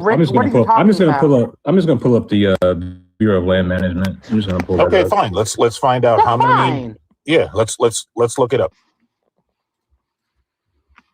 And Rick, did you ask me what state I'm from? Yeah. I'm like, I am from Pennsylvania, but my family is from Tennessee and DMV, and so were their parents and their parents and so forth. All right, Specifically Maryland and Virginia, as well as Tennessee, and I also have Georgia and South Carolina and Mississippi as a part of my family lineage. Here's the main issue Louisiana. Here's the main issue that I'm having, right? Let's say, for the sake of argument, that when it comes to this entire land patent thing, let's say that you're right, Rich, right? When it comes to land patents, every single Black American, hold on, bro. Just be quiet for a second. Give me a second, bro. Just give me a second. So listen to what I'm trying to ask you. So let's say, for the sake of argument, every single Black American has a land patent. And let's say that's not something that I knew about. Let's just say something that I knew about. Now that I know about it, I can add it to my repertoire of why Black Americans deserve reparations. I could just add that to my repertoire. But why would you think, hold on. Why would you think that simply because I didn't know that piece of information, therefore I'm being a disingenuous person? Because would you be quiet for a second, dude? You gotta be quiet for a second. Okay, let's give it to you. I don't understand I didn't know that of the significance. I didn't know about the land patents. Let's say I didn't know about that. Let's just say that, right? However, that would prove even more why Black Americans deserve reparations. That would make number 3 even stronger, right? And then when I argue the subject, I can say, hey, did you know that there are land patents out there? Did you know that the federal government never actually gave this group of people their land, et cetera, et cetera? That would be a good thing. Why would you come at me like I'm the enemy here? Because you are the enemy. Okay, how am I the enemy if I want the same thing that you want? How? Because we have so many foreigners like yourself trying to have this conversation. I'm not against Jeff. Let me respond. Are you guys going to let me respond to anything? No, we're going to let him respond. He's being harmful. Let Rick respond real quick. Yeah. I'm gonna let him respond, but I'm hold on, Jeff. Give me 1 second. I promise, Rich, I'm gonna let you respond. But listen to the question that I'm asking. Here's a land patent, by the way. Jeff, Rich, I know you have a land patent. No one ever denied you have a land patent. These are not mine. I deny that. I'm just looking at the public records. So, Rich, anybody can understand? Look at this stuff. Rich, chill. Rich, listen, bro. Get off camera. Listen to what I'm saying to you. I understand that there are Black Americans who have land patents. No one denied this, bro. I don't know why you keep flashing it. No one denied that. I didn't deny that. He wanted the source. Right. So Rich, I get that. I don't deny that there are Black American families who have land patents. My question is, does this apply to every single Black American family? Yes. You said yes. Okay, cool. If I take what you're saying at face value, right? I can say, all right, cool. That's something I didn't know. Let me add that to my argumentation for why Black Americans deserve reparations. How am I the enemy from wanting the same thing that you want? Because you're speaking on our behalf. I don't have an issue. Like I was trying to. Can I? Oh my fucking God! Can I respond? Go ahead, respond. Jesus fucking Christ! You like y'all keep doing this thing. Go ahead, bro. Respond. Where you ask a question and then everybody starts talking over me. I don't have an issue. I don't have an issue with you getting reparations from France for Haiti, but you need to be in Haiti, representing Haiti in Haiti, not representing Black Americans in America. Yo, fuck the bullshit. You got 5 million land patents there? Trying to do this one. Do you have 5 million land patents there? Bro? I don't give it. Look, you just stretching this out. Bro, can I respond? Can I even land or anything? You can land. I don't have an issue. Like I said, I don't have an issue with Haiti getting reparations from France. I don't have an issue for that. The problem that I have is that you are in America trying to do this one size fits all reparations thing. And that's not how this is going to work. Each individual group needs to represent their people in their country.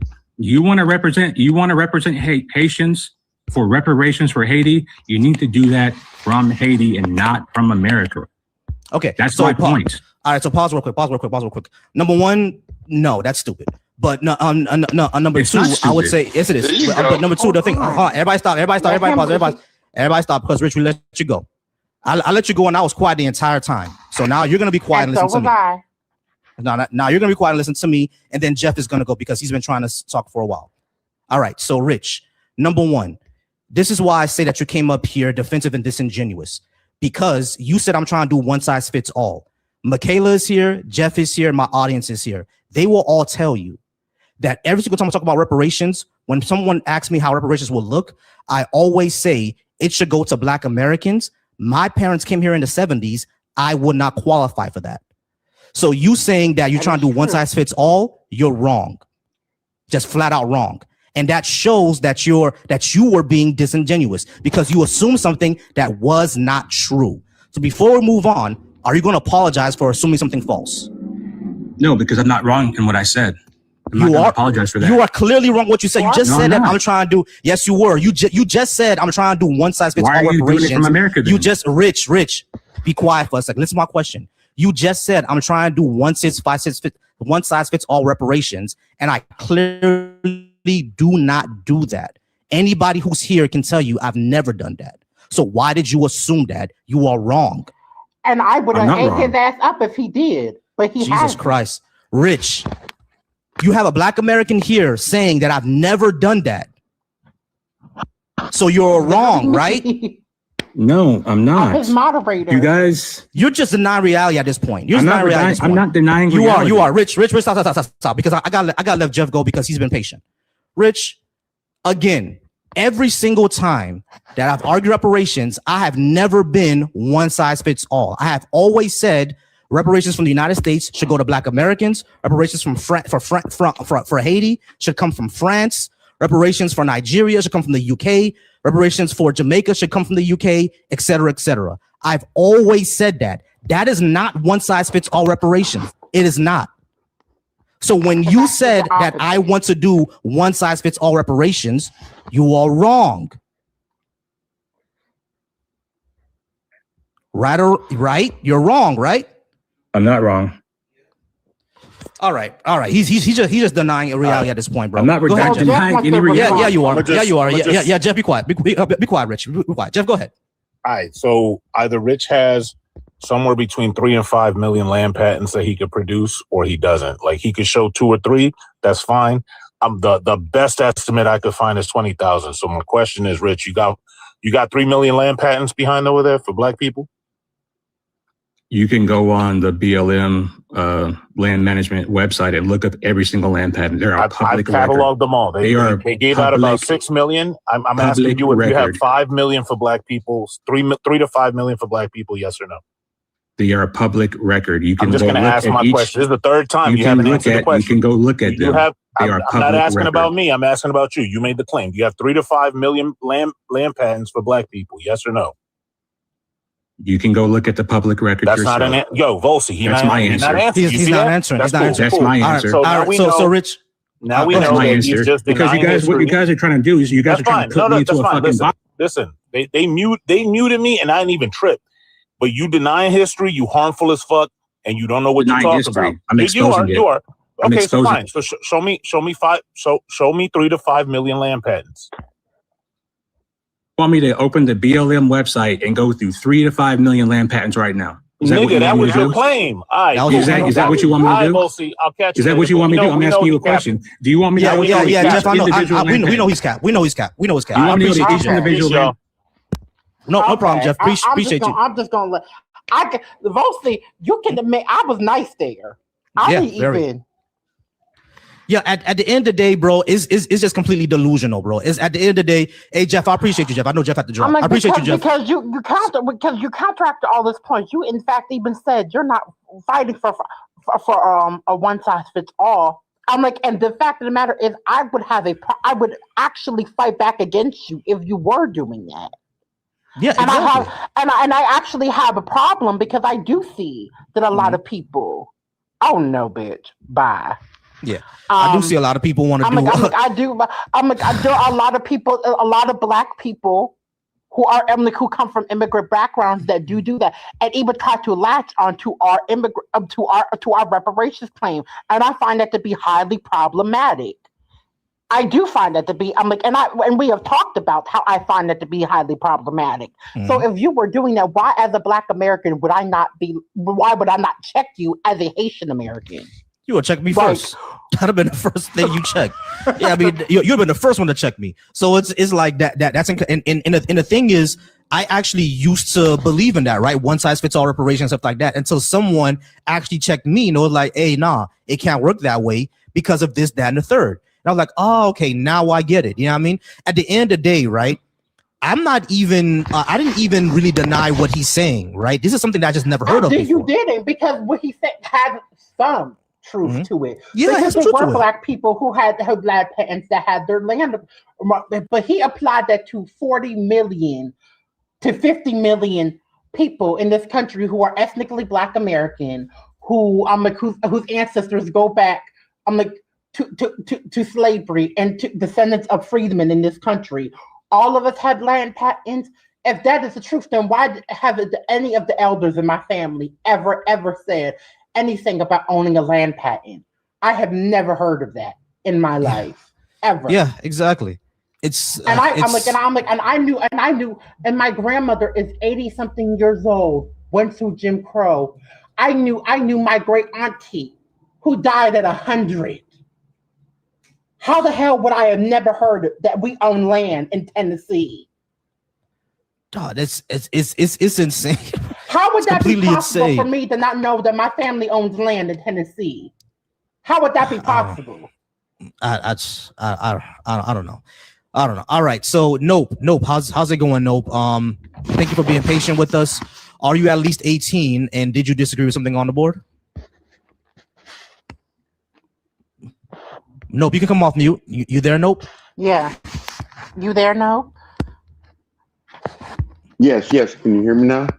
Yeah, I can hear you now. Yes. Are you at least 18? And did you disagree with something we had on the board? I'm 54, and no, I don't disagree with anything that's on the board. I wish that. Righty. You are kind of discombobulated there, so go ahead and come back up another time when I have people here. All right, who is? Hey, Lortz is here. What's up, Lortz? All right, Jabon, how's it going, Jabon? Is that your name? Am I reading that right? Jaden. Yeah, we've actually talked before. Okay, cool. Jade, how's it? You disagree with something I had on the board? Yeah, so I'm 22, and just the there's no good evidence for God. I was just gonna run through a quick argument, just see what you think. All right, cool. So when I say there's no good evidence for a God, right? I'm talking about things that are demonstrable, things that we can test, we can verify. Arguments they don't really get us to the end goal, because at the end of the day, you have to verify something, right? We need something to verify. So when it's an argument, there's nothing really there to verify. We just get to an endpoint that we just have to accept or reject the argument. What do you think the evidence would be at that point? Yeah, so with that, it's like when you say like demonstrable, do you mean like, the kind of like empirical data? Yeah, something empirical. Yeah, so I would think like the problem with this, have you looked at the research on things like dreams and hallucinations? And they're called like vertical experiences, where, the things that we observe and what we get in our sense data from when we're awake, right? There could be cases where we're dreaming or we're having some sort of hallucinations. And there's cases where those sense data that we experience when we're awake, they actually correspond to what we have when we're having a hallucination or something like a dream. So it's like, if we go only off of our empirical data, right? Sometimes it's going to be hard for us to distinguish whether or not we're actually having an awake experience. So I don't think that just trusting empirical data is enough or good.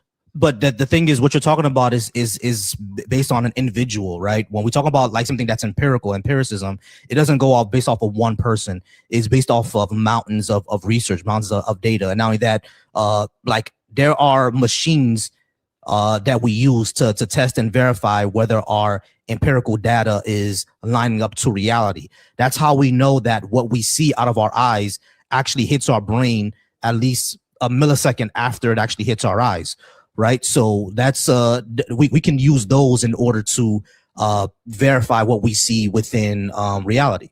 Yeah, but I'm actually using the data that has been collected by scientists and things of that nature, right? Because they track these things, right? And when we're having these experiences, things that we see, hear, taste, touch, things that we're experiencing with our senses, right? It's the case that when we're actually going to be sleeping or having some hallucinations, they could correspond to what we would see, quote unquote, normally.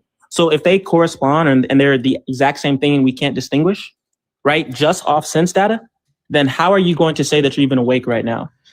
Right. Because like the way that I know that I'm not awake is because you're talking to me. You're verified that I'm awake. Yeah. So again, that's just going to be you, what's it called? Going to your sense data, right? But that's the very thing in question, right? So that's kind of circular. So like you're asked to prove, you're asked to prove that you can trust your sense data. And then to prove that, you just appeal to your sense data. That's not how it works. But the thing is, we have no other choice. We have to use our sense data. There's no other choice. No, but just saying we don't have another choice, that doesn't mean that we can only use our sense data if it's the case that we can't distinguish between if it's the case that there are veridical experiences. Okay, so right? Jaden, hold on, wait, Jaden, hold on, Jaden. How do you interact with the universe? How do you interact with the reality without using your senses? Yeah, I didn't say you didn't use your senses. I said you can't only use your senses. That was the claim that I made. All right, so what else do we use? Yeah, so we use reason. Which requires our senses. No, that's not your senses. Reason requires you to use your senses. No, how do you reason? No, how do you reason? Hold on. How do you reason without your senses? No, your senses are just going to be taste, touch, smell, hearing, sight. That's going to be your senses. Those are the five classical senses. Those aren't your only senses. That's going to be your sense data, right? But reason is going to be something that's opposed to that, right? So what I'm saying is, wait. Someone can reason without touching, smelling, hearing, or actually having a concept of what they're talking about. Like, a conceptual understanding of what someone's talking about. That's just going to be in your brain. So that's going to be known as a priori truth, which means before experience. Right. What you're talking about is a posteriori truths, which is after or during experiences. What knowledge do we have that we never had experience with? Yeah. So we could have things like triangles, right? I don't need to actually interact with a triangle. Just in virtue of knowing what a triangle is, the concept, I can know that it's the type of thing that's 180 degrees and 3 sides, but I don't have to actually come in contact with a triangle to know that. How would you know what 180 degrees is if you've never seen 180 degrees, if it's never been demonstrated to you? Yeah. I mean, I don't need to see it. Right, I can just conceptualize it in my mind. Or when it comes, how do you conceptualize something that has never been demonstrated to you? What do you mean? Like you don't have to actually see something in order for you to conceive of it. That's not what I'm asking you. How do you conceptualize something without it being demonstrated? Yeah, and what's meant by demonstrated? Since seeing it. So you said, how can I conceptualize something that I haven't seen? That's what I'm saying, right? Like, you're asking me demonstrated, but demonstrated in this context, when I ask you that, you're just appealing to sense data. So you're pretty much asking me, how can I conceive of something that I haven't seen, correct? Yeah. Yeah, so I use my reasoning. You use your reasoning to do what? What reasoning do you have to believe something that you cannot never seen, feel, or smell? What do you have a reason? Yeah, so yeah. So the reason for that is because I know that my sense data, right, could be wrong. There's cases actually, in which Jane, do this.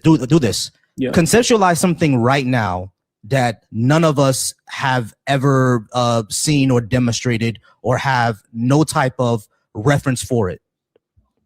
Yeah, so that's kind of a disordered question. What do you exactly mean by that?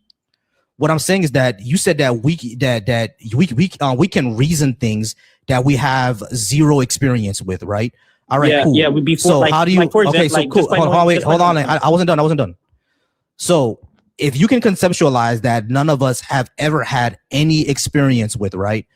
Can you conceptualize something that right now that we have no type of reference frame for it, no reference for it at all? How do you do that? Yeah. So when I'm talking about these things, when I'm talking about a priori truths, it just means that you don't have to actually interact with it or experience it in terms of your sense data, right? So when I'm talking about, so take something, for example, the concept of a bachelor, right? Just in my mind. Jane, I don't think you understand my question. No, my question is because the question is hold on, wait. It's not disordered. You just said. Do you know what a priori truth is? Listen to my question for a second. Okay, go ahead. You just said that we can conceptualize things that we've never we have. You said that we can conceptualize or reason into things that we've never had any type of experience with, right? I said before experience. We can conceptualize things before experience with it. Cool. Yeah, because there's things that are going to. Yeah. Okay, so conceptualize something right now that has no reference to anything we've ever experienced. Yeah, but that's not the claim. It's about before experience, right? Do you know the difference between analytic truths and synthetic truths? Are you able to answer my question?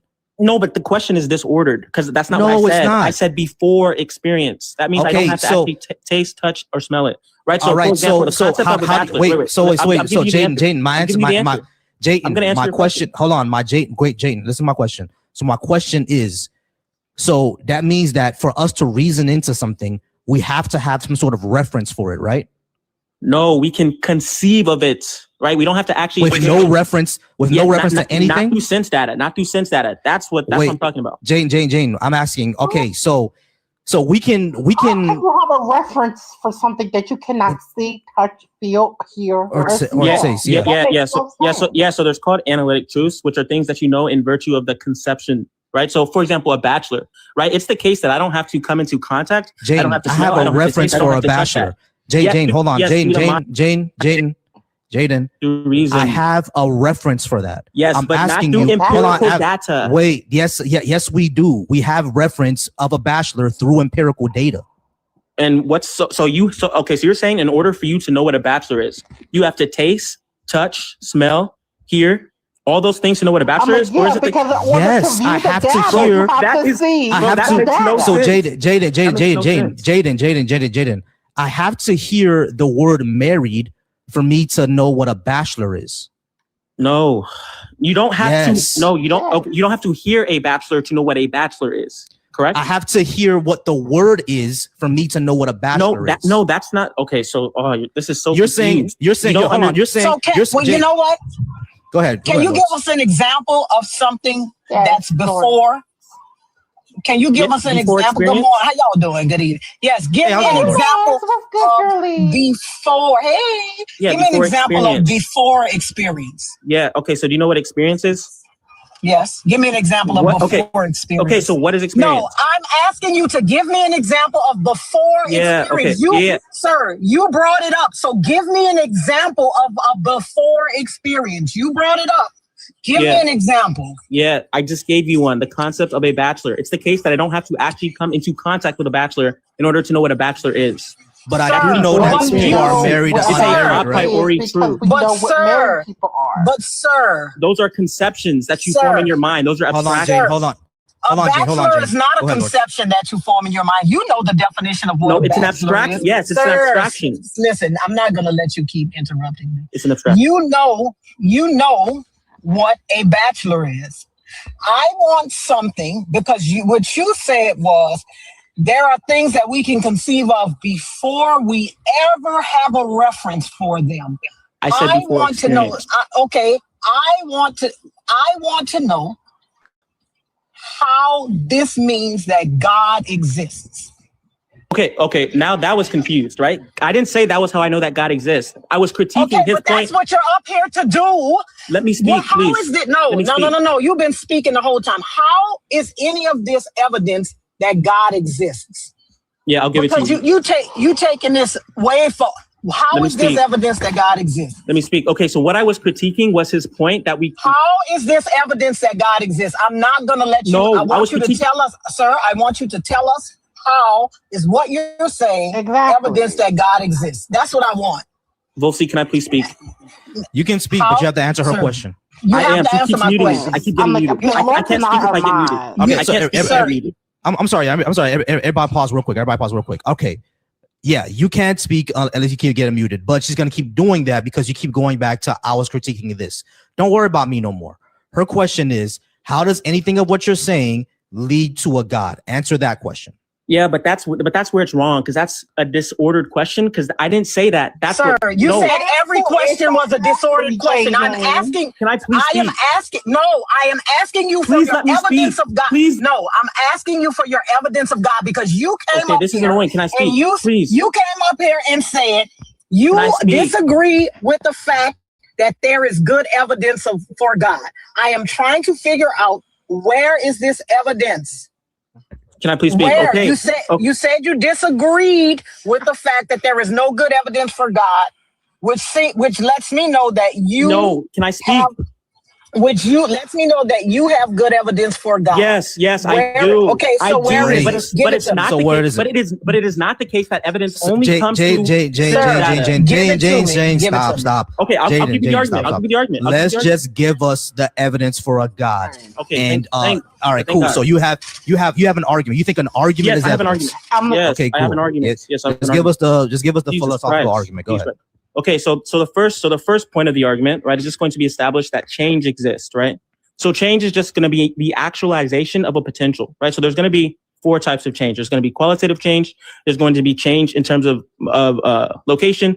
There's going to be quantitative change and substantial change. So qualitative change is going to be the change in reference to a feature of something.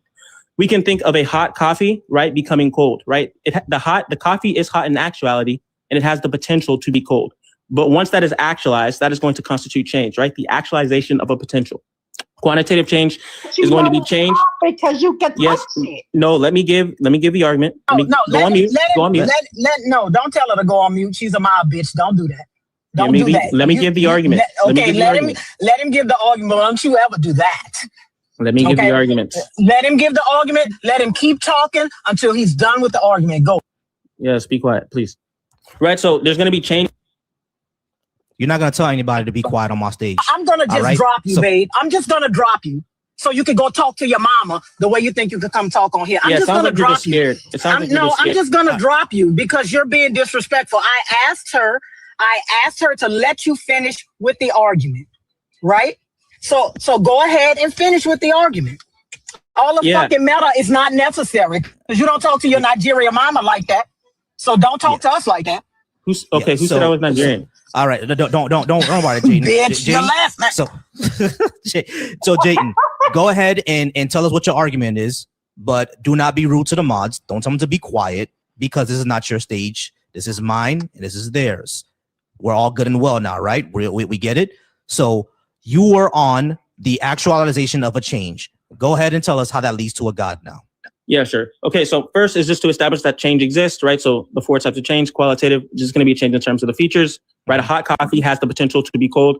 Once it becomes cold, that is the actualization of a potential. Change in reference to, location, right? A thing is in one place and then it becomes in another place. It has the potential to be in that other place. Once that's actualized, then it's change, right? Change in reference to quantitative change, which is just something becoming bigger or smaller. So we can think of a puddle, right? It becoming wider, right? That's going to be a type of change.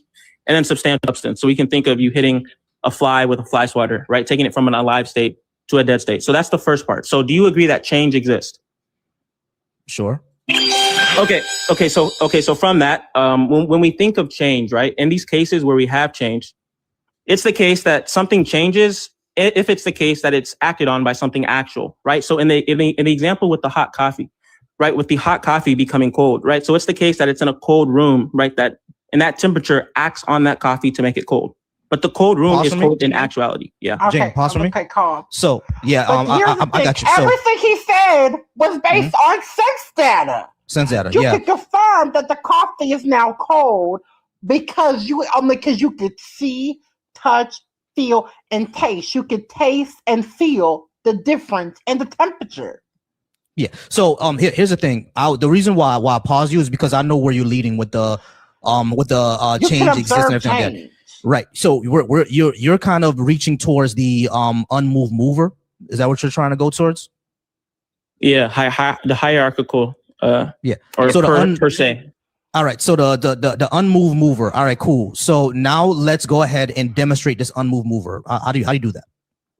Yeah, so that's what I'm building up to, right? That's what I'm building up to, right? In order to reach that, I have to do this. No, you don't. You can just no, you don't. You can just tell us how you get to the unmoved mover. Like, we don't need to know how you do it. Okay. Just tell us how this unmoved mover is God. Okay, cool. Yeah. Just so get to the point and address it directly, and address how it leads to the point of a God. Yeah. So let me explain it, right? So in the case where we have the changer acting on something to actualize the potential, right? So it's the case that something potential becomes actualized if it's the case that it's acted on something that's already actual, right? So the cold room is actually cold. It acts on the hot coffee, which then makes it cold, right? So do you accept that? For something to be changed, it requires a changer. Jaden, we don't have to go down this dialogue tree, bro. We already accept everything that you said. You're trying to get to the unmoved mover. We understand what that is, right? So when you get to the unmoved mover, you've already heard about the problems with that critique, right? With that entire argument, because why doesn't your unmoved mover also need a mover? Yeah, that's because, and that's where I'm getting to, right? So there's a linear series of causes, and there's going to be a hierarchical series of causes, or the jargon is going to be a per se or a per accidence, right? So in the per se, that's going to be where all the members in the chain of events, right? They're going to be dependent on each other in terms of their ability to have causation, right? So if we think of something like, think of yourself on top of a bed, right? You're laying on top of a bed, and the bed is on the floor. I'm sorry, Jane. It's not really getting us anywhere. Why doesn't your unmoved mover also need a mover? How come God doesn't require a cause? Yeah, because it's a hierarchical series, right? So that means that the only thing that would start it would need to be something that's purely actual, right? And then I'm trying to. So how do we know that? Listen. So how do we know that something is God? God. Yeah. When I hold on, actually, let's clarify one thing. When we say God, right? I'm not gonna pigeonhole you to any religion, but are you talking about like a being that's basically outside of space and time and has a will and has a force, has an agency like we do? Yeah, is that what you mean by God? Yeah, but I will get to all those traits once I establish that the hierarchical series of causes. Jane, I don't need that. When you say God, do you mean like someone who's an actual, like a being that's an actual agent that has will, that has agency and thought, like how we do? A supernatural deity. A supernatural being, supernatural deity. Well, not thought in the way that we do. Not knowledge in the way that we have. All right. So does this God have a will? Does it have a will or agency? Basically, it can do what it wants. Like we can do what we want. Like, can it cause things? Yeah. Okay. Well, I'm not saying that it can cause things, because the rain can cause flooding. God. I'm asking. Can you answer? I'm asking about agency, sentience. Yeah, I'm asking about agency, sentience. Thank you, Flynn. Agency, sentience. The way that we have, the way that I say that when I get off this live, me and my wife are gonna have fun time, because we are. Babe, we're gonna have fun time. So when I get off this live, me and my wife are gonna have fun time. You know what I'm saying? I'm sorry. You are so nasty putting your business out there. I'm sorry. But yeah, so how I can decide to, pick up this phone case. I'm trying to show off. You're just getting ready in the mood. Yeah, I know. I'm trying to show off. I'm sorry. I'm trying to show off. But yeah, you see how I decide to let's pick up this phone case and throw it down like that. Agency. Does it have that? That's what I mean. Yeah, sure. But I'd have to. Yeah, but okay, cool. I don't need all that. Okay, cool. So it has that, right? So the question then becomes, how come that being didn't need a mover? And number two, how come the universe itself is something that's not unmoved? That's my question. I don't know if Lord had another one or Michael had another one, but I want you to answer that first. I'm just trying to figure out how do we know that unmoved mover is God, and specifically the one you believe in? Right. That's what I'm trying to get to. Yeah. So okay. But Jaden, before we even get to address the points directly, either me, our voice, or Lord's. Like, I'm tired of the Phil Bro shit. Yeah. So I will answer the questions. Cool. But here's the problem, right? I got Jen. Hold on. I'm sorry, Jen. I got Jen. I'm sorry. I'm gonna let you answer. So pause. So I got you. So we've concluded what Jaden means by a God. I just wanted that, right? His God has agency. It's a supernatural being. It's a deity that has agency. So Lord's is saying, how do we? Right. Well, I don't want to pigeonhole him to a religion, because I think actually that's fair. Michaela, my bad. Jaden, do you have a religion tradition that you adhere to? Is this the Christian God, the Islamic one? or one of Hindus? Yeah, I have a tradition, but today I'll just be defending the existence of a God. I'm just defending theism broadly. Right now, can I answer your question? Broadly. Okay, cool. Yeah, actually, go ahead and answer Lord's question. I'm sorry, Lord. Answer your question again, now that we have his definition of a God. Go ahead, Lord. Okay, my question is, how is this unmoved mover God? Cool. Yeah, it's pretty much just going to be like, if we have anything to say about a God, right, it's going to be the being that, causes things, like causes existence, things of that nature. What is your evidence of that? Wait a minute. Yeah. So what is your evidence? Yes. Let me continue the argument. Because what you just said was that God causes things. Yeah. Who has proven this? Yeah, the uncaused causes. Yeah. So let me finish getting the argument. Right. So we have a linear series of causes, which is such that, right, the members within the series chain, right, they're not dependent on each other, right? So, for example, can I please? Jaden, we accept all that. No, but she's asking a question. She's asking, how can I establish that it's God? She's asking, how can I establish that it's God? And this is what it's doing. I am asking you. Yes, that's what I'm doing. How do you establish that this uncaused cause is God? Yes, let me give you. You're giving us full-blown nonsense. I'm not. I'm leading up to it, right? I'm leading up to it. Don't lead up to it. Give us the evidence. Just the evidence. So Jaden, here's the thing, right? For the sake of argument, we've already accepted everything that you're saying. The uncaused cause, the linear movements, all that shit. You haven't accepted. Hold on, Jane. For the sake of argument, we've accepted everything that you've already said. There's an uncaused cause. Cool. How did you get to the conclusion that this uncaused cause is necessarily the God you believe in? That's what Lord is asking. Evidence of it. How did I get to the conclusion that this uncaused cause is the God that I just told you? I'm just defending theism today. I got you. What we're asking, I know we're defending. I'm sorry, Michaela. We know that you're defending theism. What we're saying is that you got to the unmoved mover. Cool. The question is now, what Lord has been asking for the past 10-15 minutes now, is the unmoved mover. How did you get to the conclusion that it's the God, that it is a God in the first place? And secondly, the God that you believe in. Is that correct, Lords? Yeah. Well, he says he defended theism. So we can forget the God that he believes in. I'm just saying, how is this unmoved mover God? Yeah, so by that question, right, I answered that, a couple minutes ago, but I said, if we are to predicate anything on God, right, one thing would be to be the causer. That's what we mean, like a creator. Again, you're giving the characteristics of your God, not the evidence that those characteristics have anything to do with God. Yeah, so let me continue making the argument. Mover is God. Give us the evidence, Jaden. Damn. I am giving you the evidence. Okay, so if we think of a linear series of causes, right? No. Michaela's so annoyed by this point, bro. Michaela's so annoyed by this point, bro. You're getting the evidence. Okay, so if we have a linear series of causes, no, right, you're giving us bullshit. No, Give it's us not. The evidence. This is the evidence. I'm explaining it. All right, cool. So you said that the evidence can't be anything that's demonstrable because we can't depend on our. No, that's not what I said. I said that what we know does not only come from our sense data. That's what I said. That's the claim that I made. All right, cool. But you were wrong, though, and I proved that. I was not wrong. Can we not just go? I just want to know, how is this uncaused cause God? Exactly. I've answered that question like 2 times now. Not really, bro. We're very confused what you're saying. So what was the answer? Yeah, so I said of the things that we are to predicate of God, right? The things that we can say about God. Sir, what's I the said answer? That one of the things. I said that at its sense, it's just going to be the creator. That's what I said. That's not evidence. I don't understand how to answer the question, bro. So wait a minute. I really don't know how to answer the question. She asked me. The uncaused cause is the creator. Yes, you asked me. Okay, you said okay. We accept the unmoved mover. You said we accept the unmoved mover. You said, why is that God? Right. That explicitly answers your question.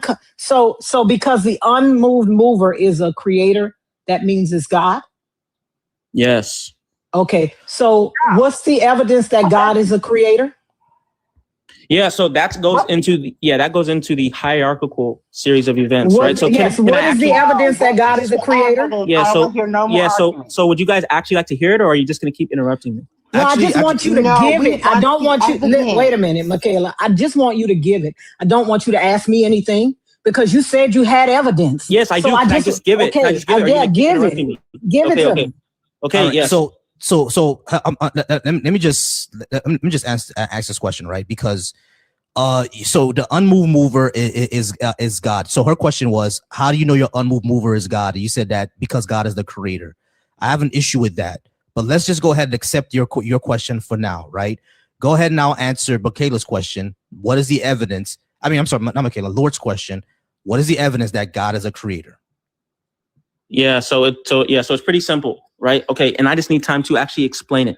Right, so I have to distinguish between these linear series of causes and the hierarchical series of causes, right? So in the linear series of I have to explain it, right? So in the linear series of causes, right, it's going to be the case that the members within the series, right, they're not dependent on each other, right? So we could think of this in terms of, All right, we're going to go ahead and move on to Bundy because I'm not going to go through the linear series of causes and the up, down, verticals and the horizontals. And Will, I invited you up. The Tetranemicons and the Tesseracts and Loki is a variant of Thor. We're not going to go through all that. I'm sorry, y'all. I couldn't take any more. I know that I wanted more, but I just can't. Actually, I did not want more. He's just begging the question, like, what are you saying? What's the evidence of all this? What is the evidence of this? That's the major point. What you're literally telling us is it must be. Mm-hmm. You're not telling us that it is. You're telling us it must be. You're just saying. You're telling us that it can't be anything else. It must be this. No, it mustn't. All right. No, it must not. Give us the evidence that it is. Exactly because you're putting God and the characteristic and some characteristics on a God and you're applying it to whatever you're applying it to. That's not evidence. Exactly. Evidence. Thanks for having me up. Thanks for having me up. I have to go eat. Yeah. Gotcha. Appreciate you, Lord. Evidence is I can prove I have a hand. See. Mm-hmm. I could prove I have a hand. I could prove that I have a black hand. See, all that melanin, gorgeous, right? I could prove.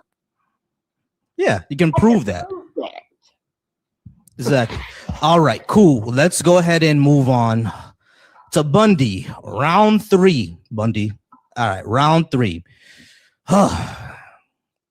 Are you actually going to?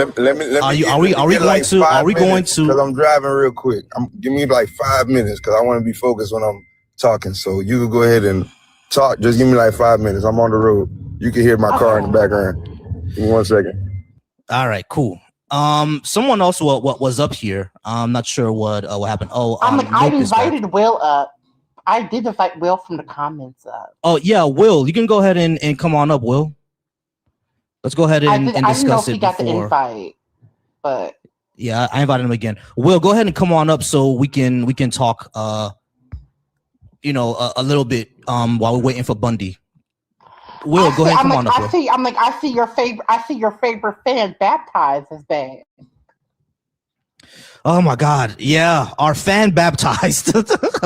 Baptized is back. Baptized never comes up. Here's the thing. Baptized came up one time. I told him I was going to get to them. And the moment I said, all right, Baptized, you're finally up. Let's talk. Baptized dropped. He ran. He ran. Dog. I'm like, bro, what the hell was that? You finally came up for us to talk, and then you just dropped. All right, Will, we're gonna go ahead and go with you before Bundy has to come back. We'll talk to you. I'm Baptized. He's not lying though. That's exactly what you did. That's exactly what happened. Got like 5 minutes to talk, to be honest. So all cool. I'll put 10 on the clock. All right, Will. Will, are you at least 18? And did you disagree with something I had on the board? Yeah. Let's see. Sure. Which one?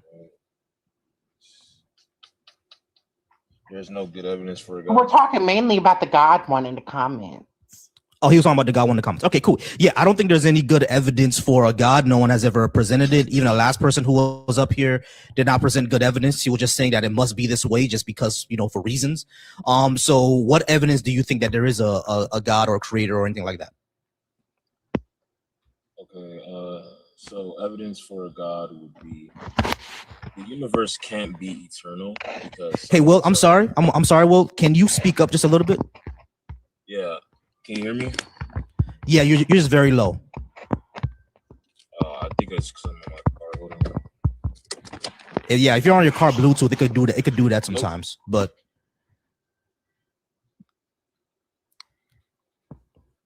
you there, Will? Will, you there? Okay, I'm like, Will, but baptized. I'm like, what I said was true. Like what Rosie said was true. And you talk about you don't know me. Meanwhile, like I've been here for months. Mm-hmm. All right, baptized. I'm like, no, I meant that you never came up and spoke. I'm like, I can only type so much in the comments. Mm-hmm. Yeah, you all right? There's baptized. Go. Finally, all right, baptized. Cool, because you've been a fan of mine for a while. So baptized, you're finally up, and we're finally gonna give you your chance to shine because you be talking in the comments and never say anything. Cool. So I know you're over 18, and I know you want to talk about the God thing. All right, cool. I don't think there's any good evidence for a God. I don't think faith is reliable for truth. I don't think holy books are evidence. Why do you think they are? Because God says so. When you say because God says so, what do you mean by that? Which God are you talking about? Well, you're talking about the Christian God. You said that you're baptized in Jesus. Cool. So the Bible is evidence of the Bible? The Bible is evidence of everything that we see. All right, cool. When you say the Bible is evidence of everything that we see, how do you extrapolate that? Can you parse that out? In Genesis, God directly told us what he made, and we all can go outside and see what he made. How do you know that Genesis is actually true? Because we can actually go outside and see it. That's a circular argument. Basically, you're saying that the Bible is authoritative because you go outside and see things. The question is, how do you know that the Bible is actually telling you the truth and not the Hinduism? Because the book of Bhagavad Gita, are you doing Uber right now, bro? No, I just got a text message. I ain't doing okay. Okay, I'm about to say because that's a sound that Uber makes. So when you're the issue that we're having baptized is that the book of the Hindus, the Bhagavad Gita, it also has a creation story, and it also says that those gods created the universe and the world that we see. So we're just gonna go off of. He mentioned Genesis as reference. So I want him to demonstrate how human beings came from dirt and women came from a man's rib. Right. I want him to demonstrate that. Yeah. So we will need to demonstrate that baptized, and you will need to contend with the fact that other religions exist and they also have a creation story. So how did you parse out that those are false, the Bible is true, and how do you demonstrate again what the Bible says of humans coming from dirt through a golem spell and women coming from men's ribs? Because that's not what we see in the genetic code. First of all, it's two different mindsets in this world, right? You could be indoctrinated by the world, or you can be indoctrinated by Christ. And certain people are only going to see what they believe. I can't change the way anybody believes or feels what they feel. It's up to you to pick and choose if you're going to serve God or not. And that's just the bottom line. All right, baptized. I'm not here for that doesn't really answer why. Yeah, that's not evidence. It doesn't really answer what I was trying to ask you. I want you to demonstrate how humans came from dirt and women came from a man's rib. Baptized. Hold on, baptized. So I had a question. The question is, number one, how did you parse out that the Bible is telling you the true creation story and other religions are not? Number two, how do you demonstrate that humans came from dirt? Number three, how do you show that women came from men when the genetic code shows different? Let's go with the first question. Actually, Michaela's question is actually more important. How did you parse out? How do you actually demonstrate that human beings came from dirt through a golem spell? How do you show that? Every mineral that's in our body is actually in dirt, scientifically, and that's just hidden. That's just outright proof. Like I don't know what you believe, and also what we intake.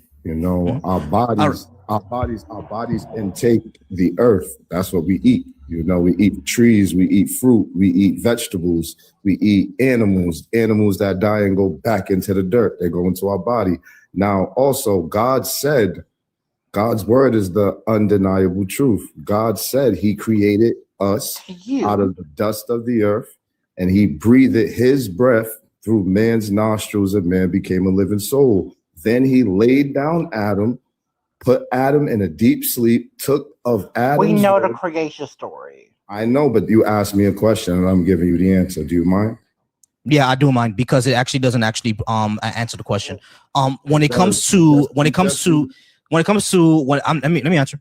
All right, so the first thing that you said, right? All the minerals that exist in soil also exist in the human body. Body, yes. We're all carbon-based life forms. So carbon exists in the dirt. And H2O. H2O, exactly.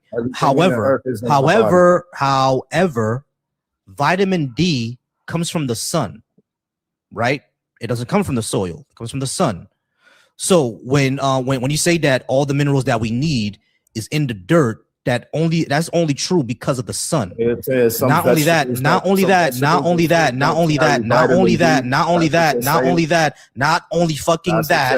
be quiet while I'm talking. So humans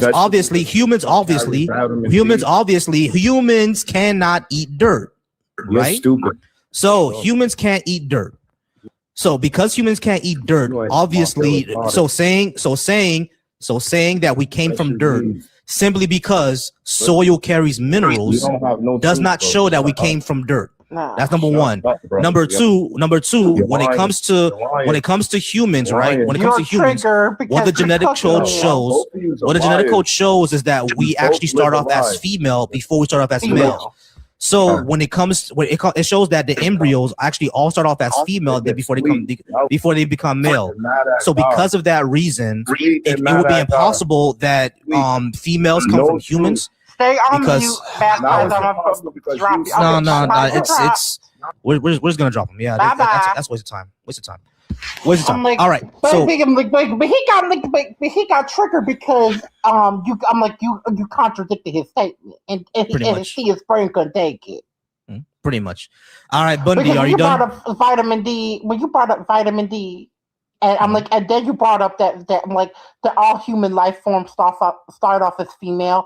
That whole creation story is bullshit. Yeah. Exactly. Bundy, you there? Now we dropped you, but nice to finally talk to you. I know you're a big fan of OC. Yeah. Big fan. Yeah, he's a big fan. He comes around all the time. Comes around all the time. Bundy, you there? Yeah, Bundy. Wait, we need you to hurry up, otherwise. I like Bundy's voice. There we go. Yeah, I'm not sure if you saw my video. I'm not sure if you saw my video today, Michaela. I'm gonna send it to you, but yeah, it's a doozy. All right, Bundy, you ready? No, I didn't see no video from you. Yeah, it's on my YouTube. You'll see it. All right, Bundy, you ready? Bundy, is you ready? You there? Jesus Christ. All right, so yeah, there are multiple issues with the entire we came from dirt thing. He said almost there are multiple issues with it. Almost 1 second. Okay. There are multiple issues with the creation story. Well, first of all, human beings don't come from dirt. Evolution has proven that's not a fact. Second, all humans start off as female. So how can males create when you come from a woman? I'm like, and if you believe that a man's rib could create a baby through dirt, then here's what I tell you to do. Start coming to women to create children in, because I know how these Christians and these misogynists love to try to control women's bodies, specifically the government, abortion. We've talked about that, right? So instead of needing women to birth, how about all the men put their ribs in dirt, and let's see what comes out in 9 months. Yeah, there we go. That will work out, right? Because apparently, according to your Bible, you do not need women to create. But even Jesus came from the womb of a woman. Why did Jesus not come from dirt? Why did Mary need to birth Jesus if dirt and men's ribs can create? Why did he come from the womb of a woman? Oh my God. The womb of a virgin woman, might I add. That's bullshit, but that's neither here nor there. How did he come? Why did he need to come through Mary's womb? Mm-hmm. Why could God not create Jesus from dirt too? If men can create. Exactly. That should have been pretty easy. Oh man. All right. So we're waiting for Bunny to come through. He's probably gonna be my last person, and I'm gonna go ahead and get out of here because I've been on for about 2 hours now. Hey, I appreciate that. Appreciate that y'all hitting my gift goal. Appreciate y'all helping me hit the gift goal, y'all. Appreciate y'all help me hit the gift goal. All right, y'all. So Flint is hilarious. All right, so shout out to everyone who's watching me over on the Deconstruction Junction. Big win on those numbers on Deconstruction Junction. I really appreciate that. Y'all are wonderful over there. Appreciate the love over on Deconstruction Junction. Over on the Black Atheist Coalition, people are still crashing out. Go ahead and click on that link so we can go ahead and have a talk. And they're crashing out in the Atheist Coalition. What are they saying in the comments? Oh yeah, they're just putting a whole bunch of Bible verses, telling me to study the Bible, telling me that there is a creator, telling me that karma is gonna get me. Oh, a whole bunch of shit. it's pretty stupid. I'm like demonstrating in real time that there's no hate like Christian love. No, in real always. Time. All right, Bundy, you ready? Because I got to get out of here, bro. You're gonna be the last one. Yeah, I'm ready. All right, cool. Round 3, and let's see how this one is a doozy. Are we gonna go ahead and have a respectful one right now? Because I hate the interruptions. I hate all that. So we're gonna have a respectful conversation. I got you. We're gonna be respectful. All right, cool. I always respect you. You just can't handle it. No, the thing is, if you constantly interrupt and don't answer questions directly, is gonna annoy me, and I'm gonna have to keep asking you to answer the question directly, which you always try to interrupt and not do. So that's annoying. So if I ask you a question, can you answer it directly, or you just can say I don't know how to answer the question, and I can try to figure out a way how to answer another way. Let's do that, right? No, I answer all questions directly. You usually just answer questions with another question. But let's just get started. Let's start with your God topic. All right, cool. Let's start with the God topic. You want to talk about the last 3? There's no good evidence. Faith is unreliable, and holy books are not evidence. No, because I'm not a holy person, but I do definitely believe in a higher power.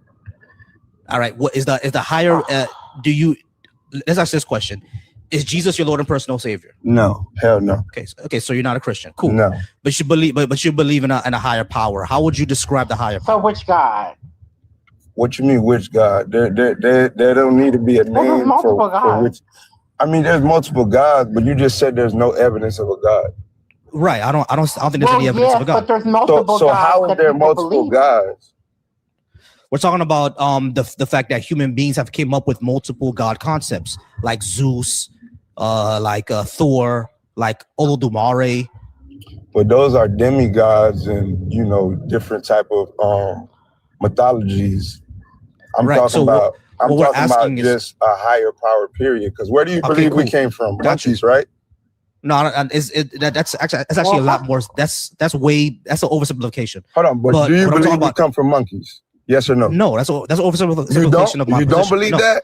No, that's an oversimplification. Because last time you said you believe Bundy, this is what I'm talking about. This is what I'm talking about, Bundy. So you're interrupting. This is exactly what I was talking about last time. Because he said this is an oversimplification. I said that's an oversimplification of the position. Okay, so what evolution does not say the theory of evolution does not say that we came from monkeys, especially the one that exists now today. It says that we share a common ancestor with apes. We descended from ape-like common ancestors. Okay, that's what it says. Okay, so you believe that, right? Yeah, I accept that to be true. We can show that. Okay, so hold on. I accept that to be true because you believe in the theory, right? Bundy, stop. I accept that to be true because we actually have evidence of us having genetic codes, Our morphology is mostly the same, similar, things of that reason. And that proves we come from them. No, this is where we came from. So okay. So why do you believe it, Bundy? This is what I'm talking about last time, dude. This is what we talk about. Can you hold on for a second, bro? Okay, explain. Okay. When you say we came from them, I'm not talking about gorillas and apes that live right now. I'm saying that us, chimpanzees, gorillas, bonobos, etc., we have a common ancestor, and the genetics shows that. You done? I don't want you to feel like I'm cutting you off. Go ahead. So, you believe in that theory, correct?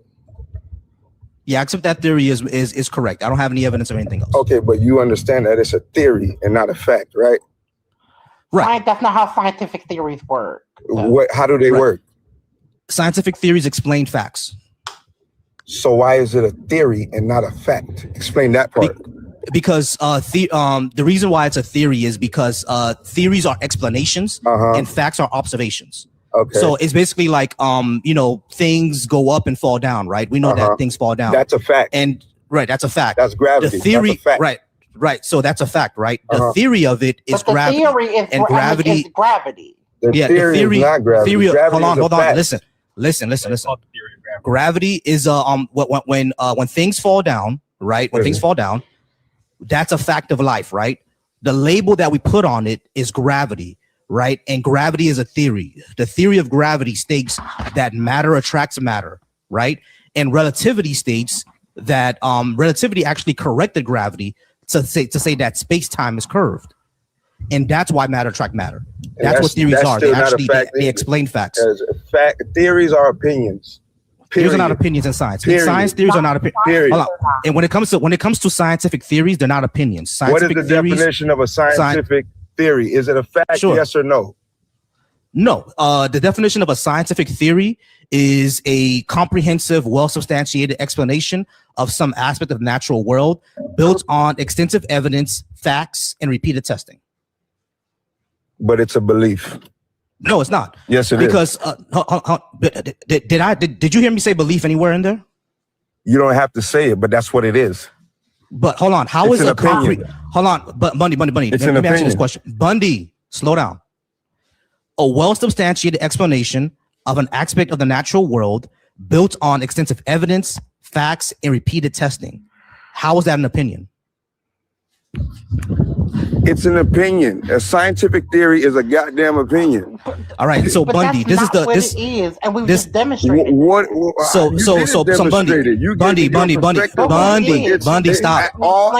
is what we're talking about last time. This is what I'm talking about last time. Pause. This is exactly what I'm talking about last time. You do not answer things directly. Again, I'm asking you a question directly. What's the question? I'm gonna ask you. Okay, this is the definition of a scientific theory. A well-substantiated explanation of an aspect of the natural world built on extensive evidence, facts, and repeated testing. How exactly is that an opinion? If you repeatedly test something and you have facts to back it up, I didn't finish what I was saying. Okay. If you repeatedly test something, you have evidence of it, and you have facts to back it up, how is that an opinion? It's an opinion because you have not proven it to be a fact. It's that simple. Like that's simple. Do you know? Is the sky blue? Is the sky blue? So is the sky blue? Bundy. Listen to what I'm saying to you again.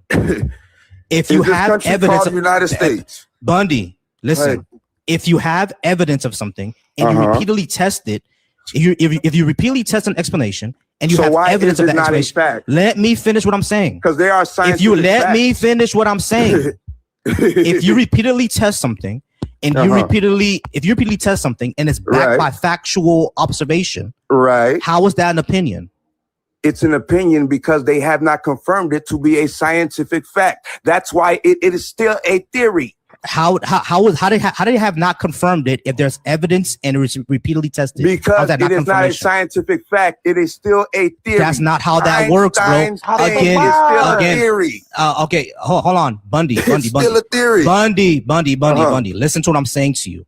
Theories explain facts, right? Yes, theories don't graduate to facts. But hold on, Bundy. Stop. I understand, Bundy. This is what I'm talking about last time, bro. No, but you I'm saying, really go gotta ahead, stop. Go stop, ahead. bro. Calm down. Let's go. Calm down. I'm calm. Go. Shut up, then. This is what I'm talking about last time. This is what I'm talking about last time, bro. You constantly interrupt what we're trying. Shut the fuck up. This is the problem I was talking about last time, where you constantly interrupt and don't actually address what we're saying. You're not addressing it. Yes, I am. I'm addressing that. Yes, I am. Yes, I am. Yes, I am. And you don't like it. And you ain't got nothing to refute it. Bundy, you can't refute it. Bundy, you are wrong. I already refuted How am I wrong? Your theory is not we're explaining. You agree with me. Explain how theories work in science, though. So the way that theories work in science, you agree with me, is but that I'm wrong. the way that theories work in science, is that we see something happen and we come up with an explanation for it. The explanation has to be the explanation. A fact is an observation. That's a fact. Okay, so a fact is an observation, right? So what we see in the world, what we observe in the world, is that species are diverse. We have a diversity of species, right? Even within birds, right? We have a bird family or a bird category, the category of bird, and then we have different species of bird. We have ostriches, we have penguins, et cetera, et cetera. We have parrots, et cetera, et cetera. So when we look at birds and we see that, okay, an ostrich is a bird, a penguin is a bird, a parrot is a bird, but they're basically different, very, very different. Now, why are they different? That's the difference right there, Bundy. I'm like, you understand that now? My sister, Carmen, who works in the medical field. Okay, so I'm tired of keep hearing in the comments. Yes, because I keep hearing in the comments him saying a theory. And I think he fails to understand the difference between a theory and a scientific one. Those are two different words with two different definitions that hold two different values. A scientific theory, not only is it tested, but it's also proven over and over again. And it's supported by evidence from multiple angles. That's the difference between that and a regular theory. A regular theory is me saying, I believe that monkeys fly. I have no evidence for that. That's why it's just a regular theory. A scientific one, I would have to be able to prove and substantiate my claim with evidence. But I don't require belief. It's not a fact. Again. You guys sound like the church, Bunny, that's but wrong. for science. Bundy, again, that's wrong. Again, Bundy, that's wrong. Y'all the church for that's science. wrong. Bundy, stay on mute for a second, bro. You are wrong. The way that theories work, Bundy, stop. Be quiet for a second. The way that theories work is that you actually have to prove what it's saying. It needs to be backed up by evidence. It needs to be backed up by facts, by actual observations. So explanations of what's going on, guys. Okay, Bundy, be quiet for a second. The way that facts are is that they're laws, right? We see things happening and we need to explain why it happens. Can someone read the definition of a fact? The explanation for why it happens is the theory, right? And when and what theory does, again, what I've said multiple times, I don't need a theory for a fact. Facts. Theories explain facts. That's I don't need a theory for a fact. Bundy, do you understand the difference? I don't need a theory for a fact, right? Bundy, do you understand? Bundy, do you understand? Can you please stop using words that you don't fucking understand? Because this is actually getting on my nerves. Stop saying theory, because a scientific theory and a regular theory are two different fucking things. And Google would have told you that. If you literally look it up, they're two different things with two different definitions. It says scientific theory is not a fact. Yes, because a fact is based on observation, things that you look at, right? So when it comes to a scientific theory, when it comes to no, it's not. You don't require belief for evidence. Belief and evidence don't sit together. No, it's not. So Bundy. How it's not, because we just Jesus is a goddamn theory to. All right, so Bundy, hold on, everybody pause. Bundy, answer this question, yes or no. Do scientific theories have evidence? Factual evidence? Yes. Evidence is factual. Yes, listen. Okay, listen. Okay, wait, hold on, Bundy, stop. Right. I just need you to answer this yes or no. Do scientific theories have evidence? Yes or no? Does the Bible have evidence? Yes or no? No. Answer my question first. Answer my question, Bundy. Answer my question, Bundy. Hold on. I find this annoying, actually. Hold on. Pause. Okay. Obviously, yes. Okay, cool. Cool. Obviously, yes. Okay, cool. So scientific theories does that make have it a fact? Scientific theories have evidence. Cool. Yeah. What else do they? Okay. What else do they have? Do you need to constantly test it to make sure your evidence is correct? Is that also something in scientific theories? I'm pretty sure that's what scientists do. They test shit all day. Okay, cool. So Okay. So when you test, don't hold make it a fact, on, Bundy. Listen to my question now. If I have evidence of something and I constantly test my evidence and my evidence shows to be correct, what exactly do you call that? An opinion. All right, bro. Okay, listen. Let me. No, he's done. He's done. Because you can't be this stupid. People need to understand. Hey, Valentia. People need to understand something. The reason why it's called a scientific theory. You're just gonna ignore me, Valentia. Huh? Okay, the reason why it's called a scientific theory because it originally started as a theory. A bunch of scientists sat together and thought about, hey, maybe this is what's going on, and then they went on to try to substantiate their claim by actual evidence and facts. And this is when it became a scientific theory, because it was substantiated. What the fuck is going on? I'm like, he doesn't understand. I'm like, he don't understand words have meanings and science has different meanings for certain words and etc. Like, he's a fucking idiot. Fucking idiot. This is crazy. Uptown saying that I'm like that agreeing with the idiot saying that theories are not facts in science. Like, this is crazy, bro. I literally asked him, if you have evidence for something and you repeatedly test your evidence and it's shown to be correct, what exactly do you call that? And he said an opinion. An opinion does not have evidence, my friend. Evidence. Fucking Christ. Doesn't have factual evidence. Like, oh my God. Christ almighty. Bounty, go ahead and seek a fucking education and a fucking Pepto-Bismol, because you fucking sound dumb. You keep saying it's a theory. Do it again. This is insane. Google is free. If you have evidence of something, it's no longer an opinion, my guy. If you have an evidence of something, it's no longer an opinion. Christ almighty. Exactly. Do people not understand that the whole... So, for example, do we all believe that we have cells in our body? Is that a thing? Do we all believe it, or do we know that we have cells in our body? We know, right? Know that we have That's a scientific theory. Literally, having cells in the human body is a scientific theory. The fact, many things in biology is too. The fact that we have red and white blood cells throughout all of our bodies is not a theory. It is a fact. But it's a fact. Yeah, Bundy, we kicked you out because you're dumb. That's why I kicked you. Because this is insane. How can you say that you have evidence of something, but it's your opinion? That's stupid. Christ almighty. All right, we're gonna move on to Brian. Brian, how's it going, Brian? Are you at least 18? Yes, sir. I'm 21. It's going good, man. How about you? All right. Did you disagree with something I had on the board? Gotta kick me for that because I'm not opposition necessarily, because I do agree with your lives. I do follow you, but it was just one thing you said. Sure. So to me, it sounded like, so obviously I know you agree with the theory of evolution, right? And I studied biology in college, and this is one of my favorite topics, but I want to ask you, do you think we are monkeys? We're in the same family, but I wouldn't say we're monkeys, no.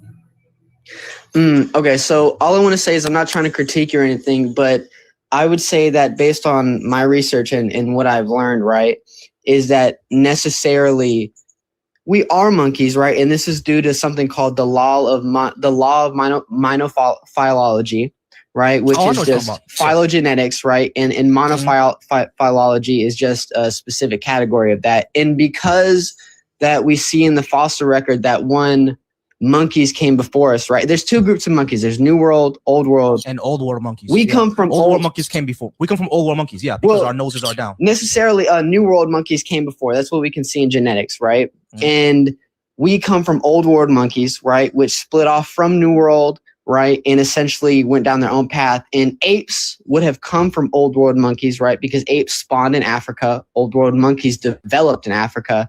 And then obviously we are apes and yada, yada, yada. But it's obviously an arbitrary measurement of how you view phylogenetics, right? But in my idea, I would consider us monkeys because human beings are more related to apes than any other thing. So obviously we have to come from apes, right? And apes are more related to Old World monkeys than anything else on this earth, right? So in the sense, if you don't consider us to come from Old World monkeys, you have to explain that the closest of relationship, right? But at that, not true. The crux of that is that New World monkeys are not Old World monkeys, right? So we have these two groups in phylogenetics in the primate branch.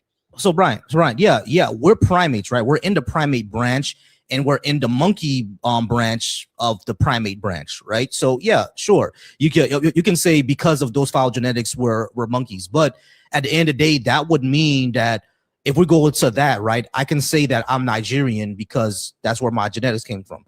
But I'm not Nigerian, or am I? You know what I'm saying? So it is one of those things where it's kind of splitting hairs, you know what I mean? But we would be considered. It's the same like you and your cousin share the same grandma, but you didn't come from your cousin, right? So us and monkeys branching off from the same ancient species, and we're branching off from it, doesn't make us both equal to the same thing. So I like where you're going, Karma. I like where you're going, Volsi.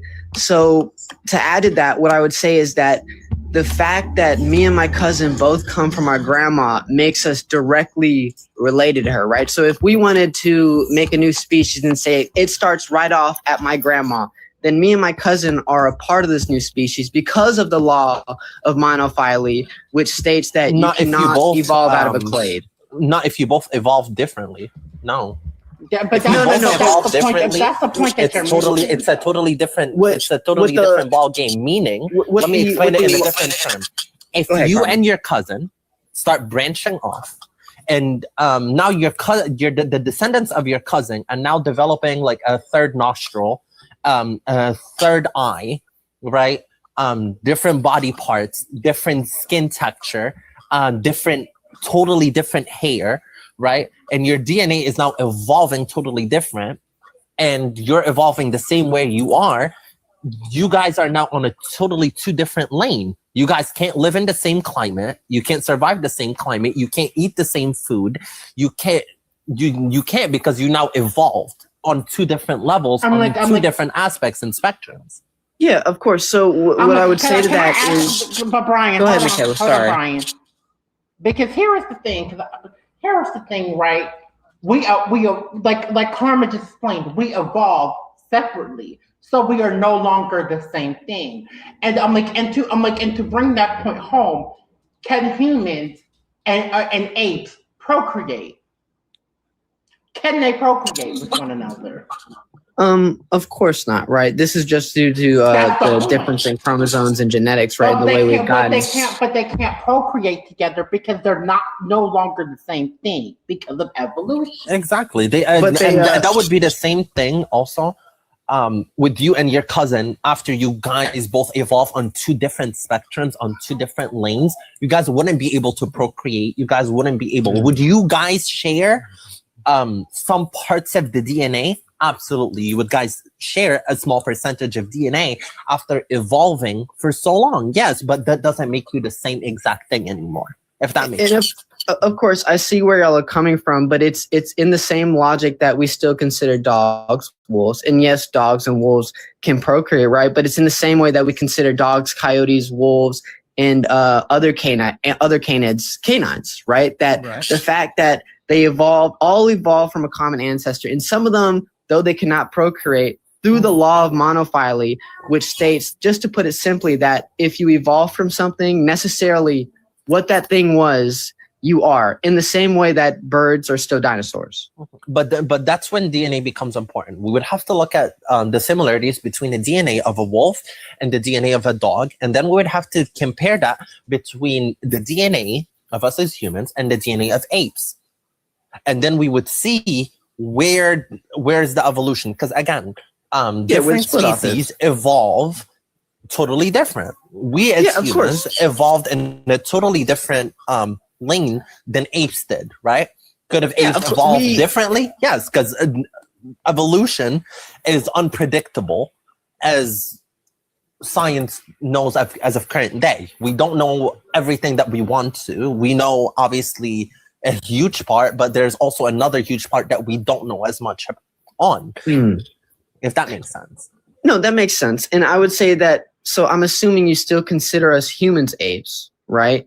And to say this, right? Homo sapien, right? That is our scientific name, right? That is our scientific class, and that is the species we are. The sense of everything in the Homo genus is human, right? When we say human, we're referring to the Homo genus, even though we might in this modern day and age have no other anything in the Homo genus to refer to as human, right? Neanderthals would have still been human, right? Erectus would have still been human, right? And we evolved in different ways in these things, right? But we are all, because we are Homo sapien, we have the same common ancestor, right? And we can never, no matter what we evolve to in the future, everything after that and so on will always be technically human. Yes, but again, us evolving from one common ancestor don't make us all the same. The same way, for example, I'm African American. I am not the same as somebody that is a first generation African, for example. Phenotypically, we're not the same. Color-wise, we're not the same. Culturally, we're not the same. On many different aspects, we're not the same. And I'm just giving you, a layman example, right? As in modern day, we wouldn't be the same. So when it comes to an ancestor of hundreds of thousands and thousands of millions of years ago, it's totally a different game. Yeah, but no matter whose parents you come from or where you come from, the fact is we're all still human no matter what, right? But we're all still human, but the point is that humans and apes evolve differently. For Karma's example, right? Because me and Karma are sisters, like biologically, so we're both African American, Black American. Do you think genetically that a Black American and someone who comes directly from the continent of Africa are genetically the same? Despite the fact that our ancestors run so great, meaning that we have admixture in our genealogy that that first generation African children would not. Even so different to the point that that even science shows that the ethnic genome of Black Americans and first generation Africans are different. So what I would say is I'm not really trying to get into this topic, and that's not, but I understand how this conversation can lead in that topic due to previous things and just how the conversation started back then when it even started, right? But I'm not trying to get into race, but I would say that you're right that there is an obvious. I'm trying to get into the idea that there's differences. There is differences, I would agree, but my point is the fact that because we're all human, right, is because we come from a common ancestor, right, that was human, right? And no matter where you come from, no matter what country you're born, no matter what you are culturally, right, you always will remain human, and you will always be a human being, and your children will always be human beings, right, no matter what. Right? And it's the same logic as because we came from something that was a monkey technically, right? We will always be monkeys, right? And monkeys eventually led into apes. And because we came from apes, we will always be apes, right? And because apes eventually turned into humans. I'm sorry, I just need a clarification on one thing. When you're saying that we all came from a monkey, right? What reference are you using? Well, it's common ancestry because we're the same species. Yeah, but what science doesn't say that though. Hey guys, can everybody pause real quick? We got to talk about that later. I gotta get off and I gotta move on to the next guest because they want to give me my last one. Yeah, I'm sorry for off topic, so thank you for having me. No, all good. Come back later, all right? All right, thank you. All good. Sebastian, you're gonna be my last guest for tonight. But Flynn, that wasn't the point I was making. I know that there are differences between race. Because Vosi, me, Karma, and Vosi share a race.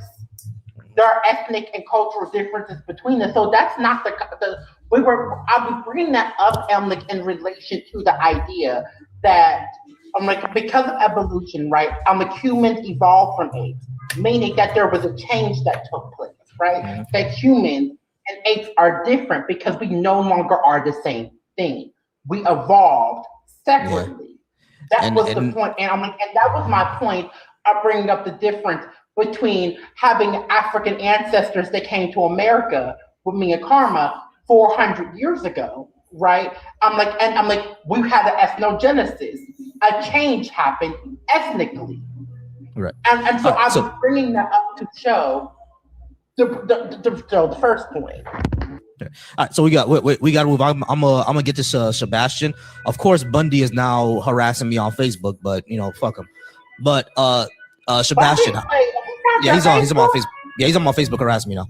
Whatever. So Sebastian, how's it going, Sebastian? Are you at least 18? And did you disagree with something on the board? Yeah, I'm 18. I agreed with everything except for reparation. You agree with everything except for reparations. Now, I always find it. I always find it strange people. I always find it strange people say that because they believe that leftist policies are good and reparations is a leftist policy. So, why would you? So, reparations for Black Americans should happen not only for slavery, but for Jim Crow, for redlining, for Black codes, for mass lynchings, the war on drugs, etc. All these policies were targeted towards Black Americans in order to decrease their wealth, decrease their social standing, decrease their political standing. So reparations should happen for them, not just cash reparations, but systemic changes for land, everything that they deserve and should be repaired for because of American imperialism. Why do you disagree with that? I mean, first, the thing with the reparations is that the state obviously will pay these reparations.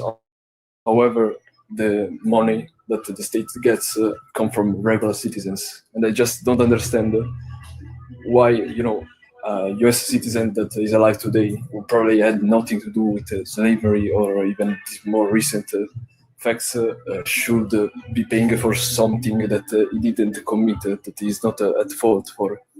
All right, but so when the government does something, when the government damages something, are you saying that they shouldn't fix the damage that they cause?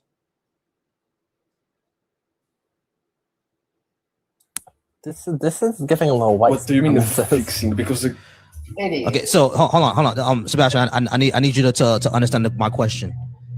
The government damaged this community. Are you saying that when the government causes damage to an area, to a people, to somewhere, when the government causes damage, they shouldn't repair what they caused? But yes, they should. But exactly. Okay, so that's it. Hold on, wait, Sebastian. That's it. That's the end of the conversation. The government should repair what they broke. Hold on, wait. You agree with me that the government should repair what they've caused, what they broke. The government damaged the African. Hold on. The government damaged the African American community. Why are you saying they should not fix that now? Because that giving money to Black people is not fixing the issue. But you didn't. That means you didn't hear what I said. Then, so Sebastian, it will fix the wealth gap. No, number one, but number two, you didn't hear what I said. I said that should come into cash reparations, systemic changes, and land. I said those three things. Land that was stolen from them that they should get back. Wait, are you talking about the Black people or the natives? Black people. Black people had land in this country that was stolen from them. They bought land and it was taken from them. So that should be given back to them, correct? I mean, yeah, but at that point we're talking about because right. The thing is, all right, cool. So cool. You agree that when Black people were attacked by white supremacists and had their land stolen, that should be given back to them. Cool. Now, when it comes to systemic changes, do you also agree that there are systemic discrimination against Black Americans in this country, and that should be changed as well? There is definitely still racism in the U.S. Exactly. So we should repair systemic racism. The only issue you seem to have is the cash part of it, the money. You have an issue with that. Is that what I'm getting? Cash. But because the problem is cash. But I do want to add on to what you said, mostly as far as the land part. It's not just that the American government took the land from Black Americans, but Black Americans were promised land post slavery. Black Americans were promised 40 acres and a mule as reparations for slavery, and they only paid the enslavers for damages of losing their property, i.e. Black people. So that has not been fulfilled. So on top of that, that's also another reason. Right. So you seem to have an issue only with the cash part. You don't seem to have an issue with the land part or the systemic changes. You just have an issue with the cash part. But the cash part is only there because of redlining and black codes and Jim Crow. Because you understand that black Americans not only during slavery weren't paid, but they were underpaid. Still are, but they were underpaid for years. Yeah, 200 years of free labor that should be paid. Yeah, 200 years of free labor. Again, yeah, 200 years of free labor, and then after that, they were underpaid systemically. So that should be repaired, right? Absolutely. But again, the people, both the white people most white people who are alive today, didn't play a part in that, and most black people who are alive today they benefit didn't from suffer it, from though. that. Irrelevant.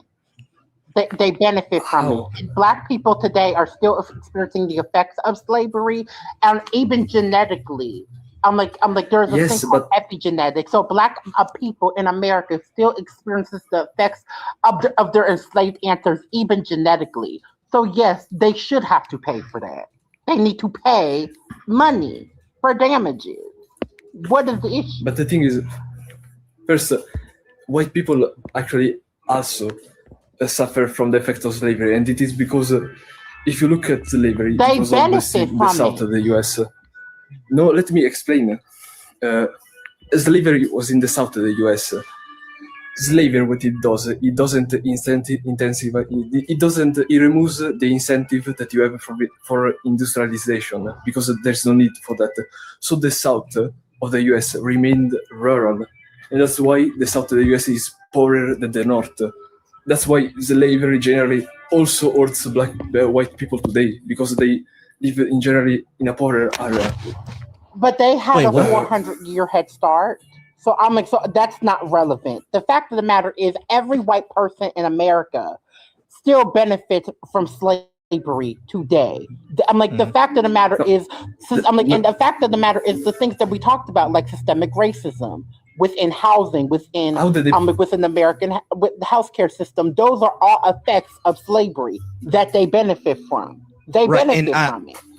And Sebastian, I would argue, like, fixing systemic issues for Black people will actually repair those systemic issues for poor whites as well, because they're also affected by the capitalist system, right? So if we were to repair issues for Black people, such as the criminal justice system, such as real estate, such as the healthcare system, these all will also benefit the poor whites who are also negatively affected by by those systems. Not as much as Black people, but they are negatively affected by it. So if we fix it, they will also benefit. It's a win across the board. And do you mind if I say something, Valsi, really quickly? Yeah, go ahead, Carmen. So the thing when it comes to reparations, right? Every demographic except Black people in America have gotten reparations.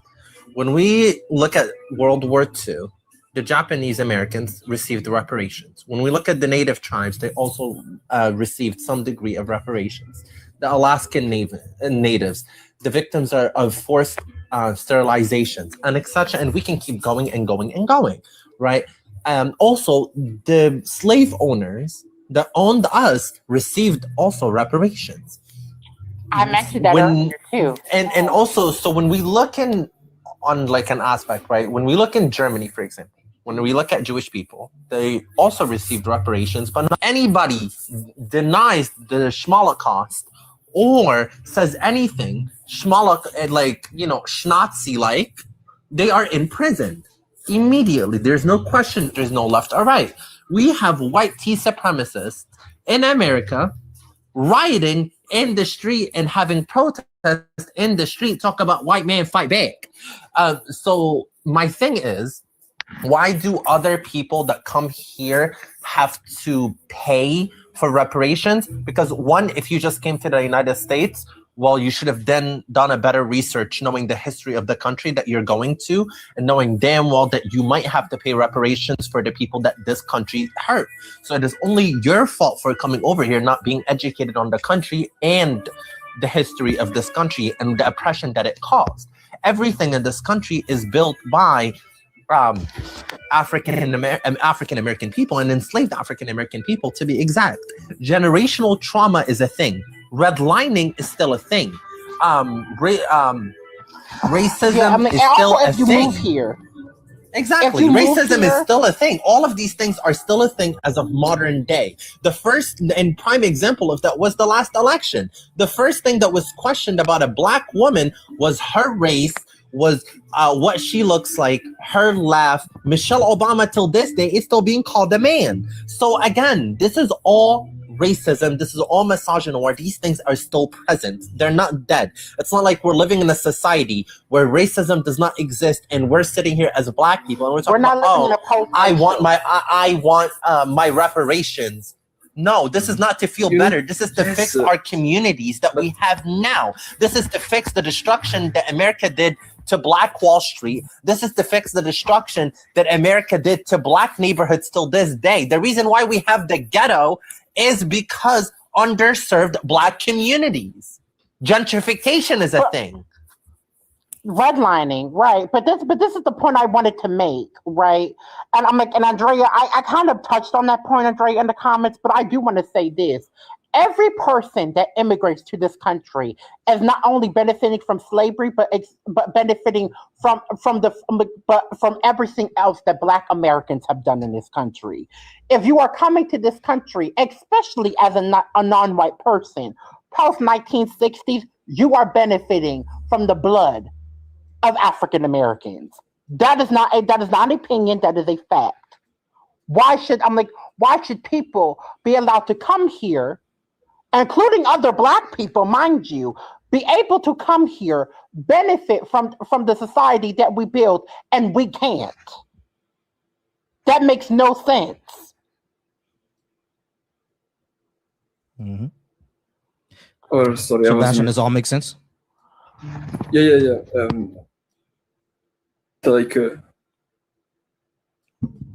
All right, cool. All right, guys, we're gonna go ahead and get out of here. I appreciate y'all for being up. He sounds like he's in a matrix, and I ain't got time for that. I gotta go. So I appreciate you. I got time. But he was getting silent anyway because he can't refute the points that Carmen I made. He can't refute those points anyway. That's why I let y'all have it. Let y'all go at it. So because I know he can't refute it. Anyway, yeah. So Bunny's on my Facebook page harassing me. But of course, because he's stupid. He every single time he comes up here, he does something stupid. I drop him and he complains and calls me a coward and shit like that. I ain't got time for stupidity. All right, y'all. Coward, and you addressed him directly. You brought him up. So where's the coward? Yeah, exactly. All right, y'all. So I'm gonna go ahead and get out of here. I do appreciate y'all all. Y'all remember to follow Michaela. Y'all remember to follow Karma. They are wonderful women who have great information. They're always on these lives, and I'm going to figure out this weekend on how to get us all talking. Your favorite Black American. Yeah, those are my favorites. I knew that one day I was gonna run into someone who calls me disingenuous for it's kind of crazy. Yeah, Karma wasn't here, but it was. Oh yeah, so I'm like Karma. So someone came in earlier. They saw Bosie's Haitian flag. I'm like, and then they were saying that he was disingenuous to be a Haitian, talking about reparations for Black Americans. It's like he's not centering himself in in fact, it literally says for Black Americans. And then they was like, oh, well, you're trying to make it a one size fits all. I'm like, then he brought actually, no, I don't. In fact, when the French need to give reparations to Haiti. The UK needs to give reparations to Nigeria and Jamaica, and the United States needs to give reparations to to Black Americans. So that is not a one size fits all. In fact, it is the complete opposite of one size fits all. I just found out today, apparently to this gentleman, that you and I, and our families have, what was it? Land patents. Yeah, land patents. And neither one. Meanwhile, none of the elders in our family, on my father's side or on our mother's side, have ever talked to us about patents. Yeah. Ever. I've never heard of that in my entire life. So what Jeff came up here to tell him, it was like, hey, listen, you would have to have 5 million land patents because that's how many Black families existed back then. Mm-hmm. Do you have that? He didn't want to answer that question. And that's not even taking into consideration the amount that exists today and modern times. And modern times. Again, people are stupid. People are stupid. People are so dumb. And then it was the fact that he was calling you disingenuous, but it was you because here's the thing: you saw how he got silent when he was like, "Oh, well, you're speaking." I'm like, actually, no, because he has me here, right? That's why when he has the reparations topic, he has me here to represent, to even bring the points further home, because I am a Black American. I have lineage. Yeah. I have lineage in the DMV, as well as as well as Tennessee, as well as the Carolinas, as well as Mississippi. I'm like, girl, you did your genealogy test. We got a little bit of the tip of the tap all over the United States, because they like to move a bunch of Negroes around the country during the slave trade. Exactly. So we got a little bit of tip of the tap for everybody. But let's let him go because he's busy and he got some things to do. Thank you for having me as always, Falsey. No problem. I appreciate y'all. And enjoy spicy time because you brought that. Yeah, I gotta enjoy spicy time. Hey, check out my wifey's page. Y'all see a nice little surprise in there. I got a sign today. So I appreciate y'all for being here. I'm like, speaking of your wifey, have you heard from that Cracker Barrel? Oh nah, she never responded.